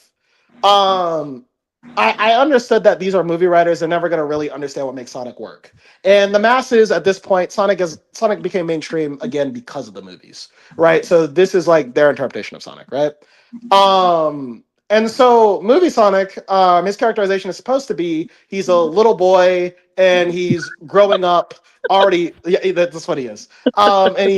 And he's growing up and learning responsibility and having friends and all this other shit, and then learning to be like a force of good in others, which is technically true to Sonic's character. He can be that, just not the way movie Sonic does it. Movie Sonic Um, and yeah, the go. movie franchise is interesting because it's not Sonic from the start, but you can clearly see shades of a great Sonic there. Same with Right. Eggman. Same with every character, really. I think They Knuckles is still all the have best one. shades and moments of greatness, and then it immediately gets dragged down because they want to have it for a modern art where he'll start doing the floss or something. Or they'll Right. break to a random dance number or gag. Well, you have characters like Knuckles, right? Who like Knuckles is like he's not game Knuckles, but But he he's is a the unique Knuckles on his own, yeah. right. He has the core traits of Knuckles from the games, but he's still like himself, right? Like he's still like himself. The only thing they took away from him is that like he's not an independent loner, but that was the arc in two that he grew out of that, right? Like he's okay with having friends and stuff like that. And I thought in Sonic 2 we were gonna get Sonic maturing over time through these characters, and then I watched Sonic 3, and it's like he learned a lesson, but he hasn't really matured at all. Like he's still the same. He winds up being the same by the end, or whatever. Yeah. So he's still not there. So if you're someone who watches the movies and goes to the games, Sonic's gonna be a lot different. It's gonna, it's gonna split the fan base even more. I guess I want to bring it to the board. When is it enough? When is it just like when? Like you have Spider-Man, for instance, just to relate to something that Cryptic could talk about. Like Spider-Man has like a million different combinations, like a million different iterations, right? Yeah. But because of how long Spider-Man has, because Spider-Man's never gonna go away. There's always gonna be like every couple of years his character's gonna shift. And I watched this with Spider-Man too, as well. Spider-Man does the same problem where there's so many different iterations. He is damn near not even the same character anymore. He might as well just be a different person almost at this point. Mhm. Right? You have Ultimate Spider-Man, which people praise, by the way, and they took away one of Peter's core traits is that he's a genius, right? And I know we're explaining that away with the Well, maker being no, like, well, no. each To be fair, well, also with that, all the shit they complained about with the movie Spider-Man, all the Spider-Man did, and they were eating it up like it was the right, greatest shit of all time. So fuck those people. right. But that's the thing. Like people remember Spider-Man for like moments. They think like Uncle Ben has to be here. That's their core. They think that's Peter's core trait. that Uncle Ben is there. They think Peter's core trait is that Peter and MJ get together. They think, or Gwen if she's available, right? They think the things around Peter make. They don't see Peter as his own individual. They see Peter as like a thing that has things happen to him that has to happen to him, right? And I think like, and I guess my thing is like, when is it enough? When are you supposed to put your foot down and say, hey, I know we're modernizing things, but like we gotta say this is what the character is, and it's gotta stop. You know, like what? So in your opinion, like what's that for you guys? Realistically, I Oh, think you had to bring it back to how the characterization of the Spectacular show, how they handle quips and his anger and thing. Because Peter pretty much lost his anger, like in a lot of modern adaptations, until it's convenient. Like for example, like your yeah, for like example, your friendly neighborhood Spider-Man, where the moment he has to lock in, he just can't be great. He has to lock in against Scorpion in the final episode to finally do something. And it's like, bro, your powers has not changed. Right. But if you're dodging his hits now, you should have been dodging them at the start. Reminds me of Reckless at that point. Chris, I want to ask you, like, to you, what is core traits of like Peter Parker that have to stick, no matter what iteration, no matter what changes? You know, like, what is something that has to stick for Peter? Not this story, but him. Yeah. One thing that sticks, like, hey, he has to be like more down to earth than most of the other heroes out there. From his daily life, just walking around the streets, feeling like he's from New York. That street level aspect, and yes, he does kind of have that genius side to him. That kind of makes him feel like an outsider too. Like, hey, he can only operate with the limited capacity that he has at the moment. I think I was okay with them getting rid of the genius aspect because while Peter being a genius is I won't say way more important at the start that he was smart. The way and how comics went on, him being so smart kind of makes him look stupid. With how his life progressed and how he can't do anything despite being a young Reed Richards level genius type shit. But that's why I have the problem as Otto once stated, good lord, man, he should be owning several homes by this point. Yeah. But I think that's my problem with it. This isn't like that didn't have to be in the story of Ultimate Spider-Man. He could have still been a genius and still working to that. Like, he could have been younger with kids, so he's still working to that. You still could get there. And maybe the argument is that, like, hey, I want to get to reach my full potential, but I also see this Spider-Man thing I want to try out. And maybe he has to choose between that. But it's just like, I don't understand how, like to me, Peter's core trait. Yeah, go ahead. Oh no. The way I saw it more in Ultimate Spider-Man was that Peter becoming Spider-Man did force him to invent stuff and be a genius. And in the timeline where he didn't invent, he still became a genius regardless. Uncle Ben, was still alive and Aunt May was still alive. Right. He got shot instead. Right. And it kind of forced him, to achieve something, I have to be smarter. Here, both of them were alive. His life was perfect, really, until Aunt May died when he was already an adult. So he never had to push himself to achieve anything, is the way I saw it. But I guess I'm not arguing, because this is going with the events. I'm arguing what is Peter's core character that should stick. You know what I mean? Okay. That's what I'm saying. Okay. So, like, for me, Peter's core traits is that, like Crypto brought up, like, he's a loner, at least at the start, or he tries to be. He's guilty. He's covered with guilt. All of his actions are determined by his guilt over what happened, over that he can't let things go. He's smart. That's what separates him from a lot of characters. That's why the web shooter is so important. They show his ingenuity and his quick thinking. Even when his powers aren't working, he can still function. He's scrappy. He's he's scrappy. He's able to come up with solutions on his own, that type of thing. And he also deals with, like, anger, right? Problems get to him. Thinking back on it, it bothers me in Spider-Man 2. I don't know if you remember, there's a line Miles brings up where he says, yeah, I've never seen Peter angry before. Peter doesn't really get angry. You know what I mean? That's gone. You know what I mean? And the last couple of Spider-Man iterations, unless if a villain has done something to Peter personally, he does not get angry at stuff that's happens to him. He just kind of like, oh, whatever. You know? Yeah, I was about to say, I don't think people remember. There was a good time where, despite Spider-Man's life being terrible, that was Peter's escape from how, like, angry he was in his own life with everything going on. Being in college, I think that's why the college era was so important. So the moment you retconned it to him being Spider-Man since 15, you just kind of retconned that to be in like his high school years, and then everything was kind of in college. It's okay, so he got over it off screen. Well, that's the other thing took away because remember now the jokes instead of it being about escapism, now they're about him being scared. Right? That Yeah, was another thing took away. Okay. So like that's gone. You know? and that's all because of Ultimate Spider-Man. That's Bendis' fault. Bendis wrote Ultimate Spider-Man so well that he adopted all those traits into the main universe. Yes. And Ultimate Spider-Man's great, but you know you know how to make him funny.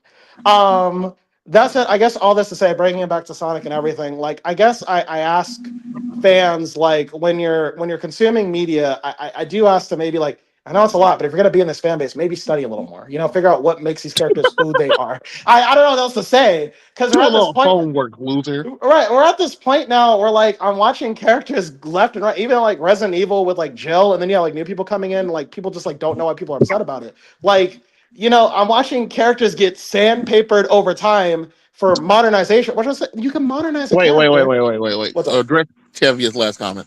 Oh, I can't see He's it. asking What's you. it say? What's it He say? said he doesn't get that logic. About what? What? I'll tell you about what exactly. But isn't Sonic the Hedgehog a video game character? Wait. What? No. So Tevia, Sonic's a video game character. But you read the manga, so you already know about because you brought up Surgeon Kid. Sonic is a video game character, but his character is broken into different ages. You have the classic, you have the adventure with ends of 06, you have the Pontiac era. It ends at Unleashed. It ends at Unleashed. So Fuck you. okay. They have the Pontiac era, which everything is jokes and Spider-Man. I mean, damn, Sonic is basically for babies. I'm not gonna lie to you. No. And then you have the current era, which is I want to say they call the modern era or the frontier era, in a sense. And the writing is so different, and the franchise is so long that anytime people only seem to care about the time they entered the Sonic franchise, and that's their Sonic to them. So showing like if I show a person who only seen the Pontiac era Sonic X, they probably think that the worst Sonic of all time, despite that being the most consistent version of Sonic over the franchise. Some people also might ask, why do I think the adventure era should be the he means the logic with Peter Parker Spider-Man being scared with jokes.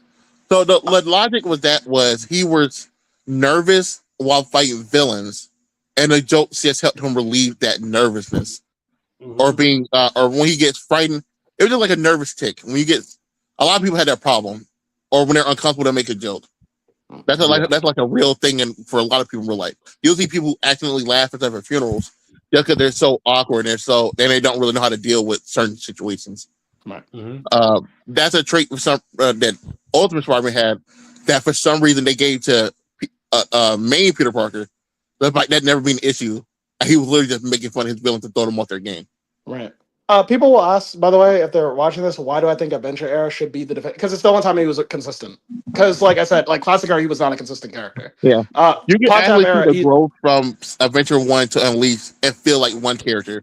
But from Pontiac to now, that feels like 19 different Sonics. Right. Each game damn near feels like a different Sonic. Yeah. Going up to it. Yeah. So it's like, that's kind of why I'm saying, like, Adventure Era is like kind of when we settled in to what Sonic is.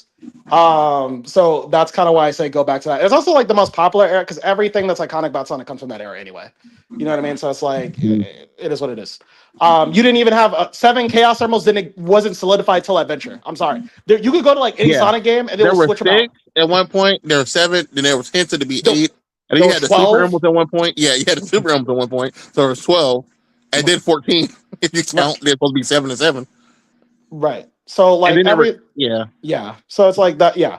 But this to say, I guess my PSA for today, my soapbox is just like I'm joking, but I'm not really. Like if you're going to a fan base, like please at least it's okay to have an opinion about a story, but at least like understand like what it's supposed to be, because like it's not fair to old fans that they have to watch a franchise kind of whittle down over and over again just because like I like this iteration. Because what's gonna wind up happening is eventually like the character's just not gonna be themselves anymore. You know what I mean? I'd say Spider-Man's pretty much there at this point because you have people really arguing why does he have web shooters? You know what I mean? Like that's where we are right now. Yeah. So it's really bad. Speaking of that, Tevia, the thing that's bad about giving those traits to the main Peter Parker is bad. It was probably the first instance I want to say of like what people call the MCU synergy was this moment. And this Ultimate Spider-Man being as good as it is also the reason they won't let Peter grow up now.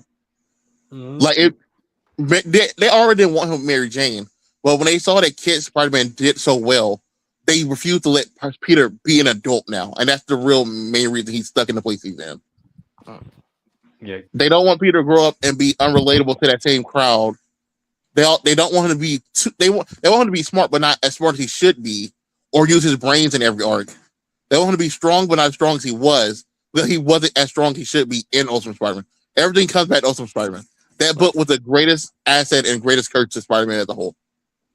What's crazy is, even though he says he's afraid, I'll bring this up because I know, like, I don't think we have time for another time. Sorry about that. No, We it's can all do the next two good. topics. They're not that long. Yeah. Okay. Yeah, I was gonna just do one We'll do topic, this and then I one. was like, maybe we got time for two, but yeah, my fault. Yeah, I was gonna say this with Ultimate Spider-Man 2. The crazy thing is he says that about his like nervousness and all that, but when you actually like read a lot of his jokes, he's really just bullying people straight up. Like there's like the one I remember the one where like the guy he corners the guy in the alley and like his costume's like messed up or something. And he's like, "Where's your clothes?" He's like, "Your mom's house." You know what I mean? Like he's like Oh, I remember that. No, that like was good, man. oh, Like, come right. on. So it's like, I get like on paper it's nervous, but it's still, and also a lot of No, Ultimate Spider-Man. I always really on everything is super villain. I think you got used to doing it after that point. It was Yeah. a young mama joke, you know? Yeah. Yeah, so Ultimate Spider-Man, and also Ultimate Spider-Man still captured that escapism. Like it did take that away, but it's still escapism for Peter. Like he does use Spider-Man to escape his problems or fix the problems that are frustrating him. I remember like there was the issue, and it's fucked up, but where Johnny comes home with Spider Girl, and Peter's like, oh god, fuck no, and then like he just goes on beating up criminals just to get his mind off of it. So I Spider-Man is actually still. hate that issue. Look, I already have a problem with Johnny dating his friends, sisters, and all that shit anyway, because he does it all the time. It's very bad character trait of him. They're doing Yeah. it there of all places. I don't like that she reciprocated, because that kind of applies to Peter's gay. I'm not gonna lie. No, at the If he time, want to I argue did. Peter's gay, look. I'm just saying, the moment Look, he turned into a girl, no other changes, same memories. She was into Johnny. look, I'm just saying. look. At the time, I'm sure the writers just thought that was like a fun little gag or like something to laugh Right. about. But like in modern day times, no, that Yeah. would just be They'll confirmation. definitely be like, "Oh, this the trans Peter. He wants to be a girl. He wants to take them." That Yeah. that can't come out there. Yeah. Hmm. But But yeah. yeah, So there you go. Yeah. I think every major franchise needs to do this. Mhm. Batman, because you have the whole Bat God crowd and everything. Yeah. People are mad right now on Twitter that Batman lost a boxing match to Black Canary. When the narrative inside DC has always been Black Canary is the better hand-to-hand fighter than Batman. Yeah. Batman has never been the greatest hand-to-hand fighter. He was the greatest detective for a while, but never the greatest hand-to-hand fighter. She was better than him. Every time he fought Cassandra Cain, Cassandra Cain's been better than him. Dinah was better than him. Diana was better than him. Like this. Look, I have a comment about that fight, but we'll talk about that tomorrow when we talk about the issue. So, all right. Any final thoughts on this before we move on to the last topic of the night, guys? No. Let's do our last two. Yeah, let's just go. Yeah, let's just go. You All right. want to do Milestone and just do Absolute Penguin with this one? We can Yeah. do the absolute stuff next time. Oh, it's all good. All right. Yeah. So let's do Milestone. So what happened? Go ahead, Austin. So people don't know. People have been begging. There was a whole controversy. I'm not going to get into that about Milestone online, but it's led to DC seeing it and bringing Milestone back for something called. It was like the history of DC, the Dakota incident. This incident was to explain why Static Shock, Icon, and all these Milestone heroes who are in the universe don't do anything.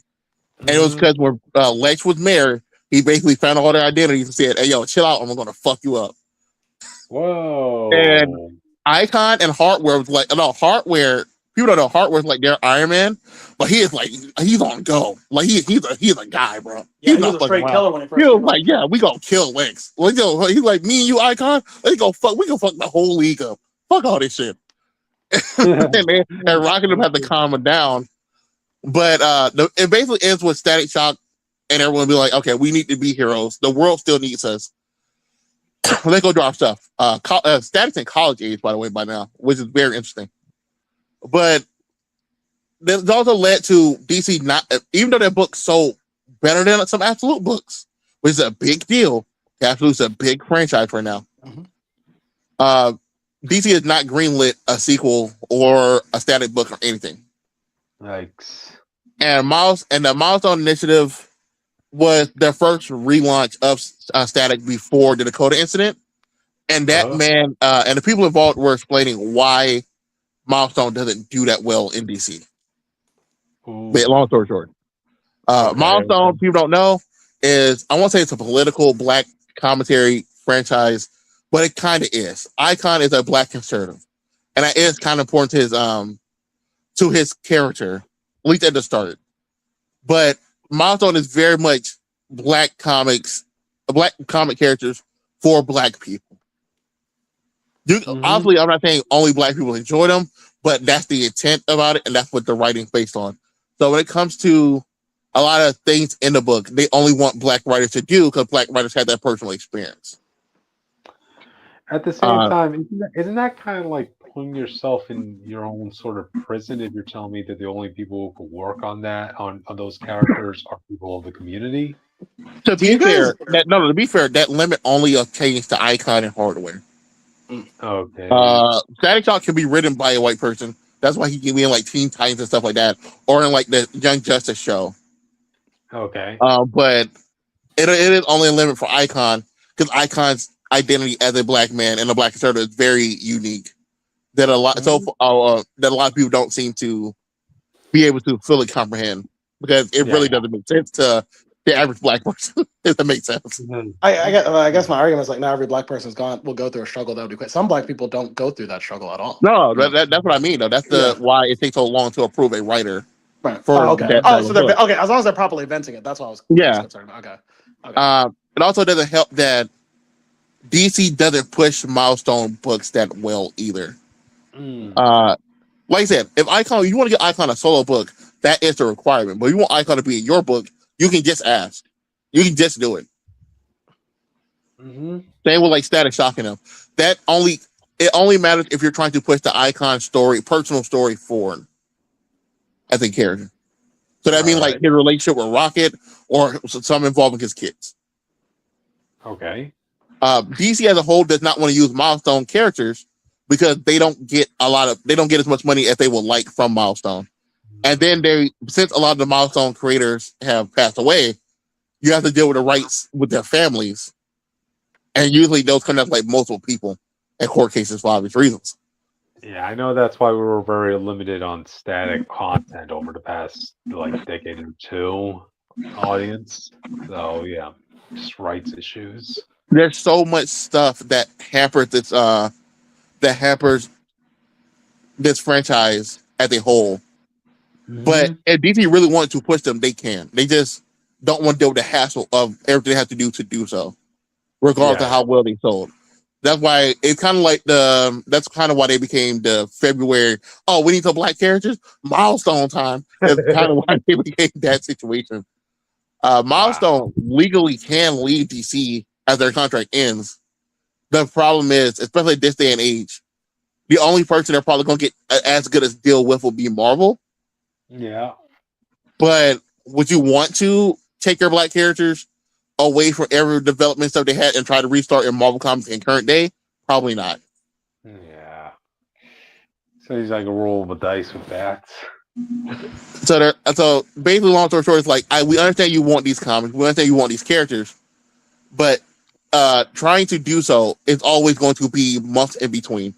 We can't really do an Hmm. ongoing. That's why Icon of Rocket has a season one. Oh, That way, you okay. always Okay. get miniseries. You will never get a real ongoing because it takes so much to get everything approved. Kind of like how Yeah. the Sonic thing, Jake, where like, okay, I wrote Sonic, I had to send it to Sega America, they got approved. They got to send it to Sega Japan, they got approved. Right.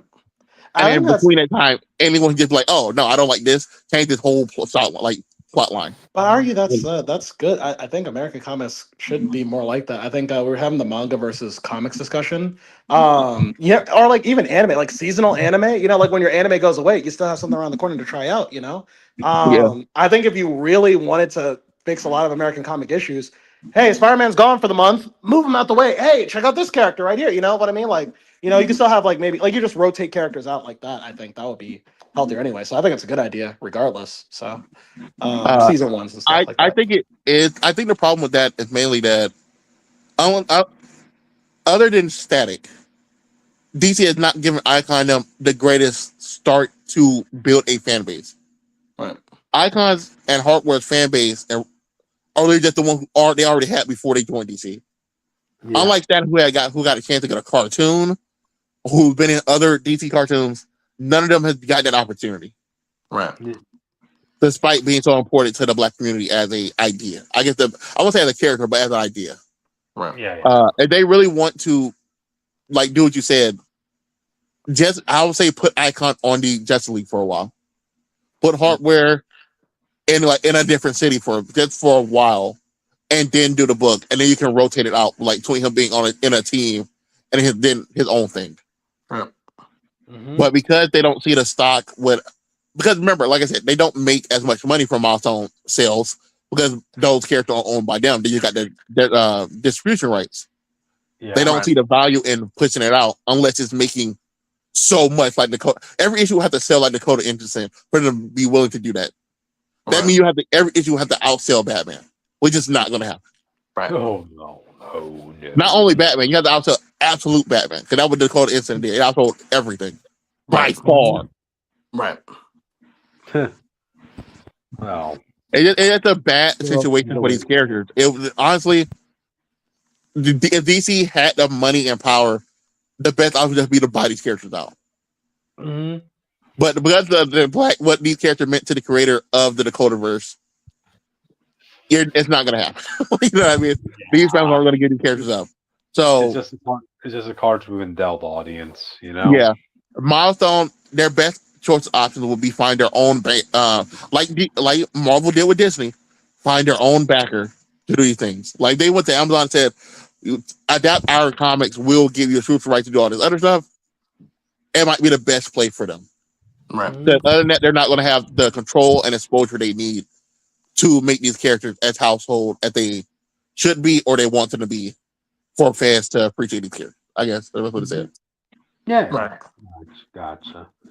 Well, just hope it all works out at some point, you know. So, yeah. Oh wow. We passed the 2.5 hour mark, audience. Y'all got Crip get tired. This is your fault, Tevye. All those Hey, questions you wanted to ask. I came But we appreciate it. I came directly from my kung fu class, audience. I didn't even get a chance to take my uniform off. So what's the plan? We're just gonna end it for tonight. Yeah. Yeah. Before you leave, Chris, I would ask a question. Yeah. What do we got tonight? Yeah, we'll do that. There we go. Yeah. That was kind of a thing. Yeah. So yeah. See ya. Join us tomorrow when we talk about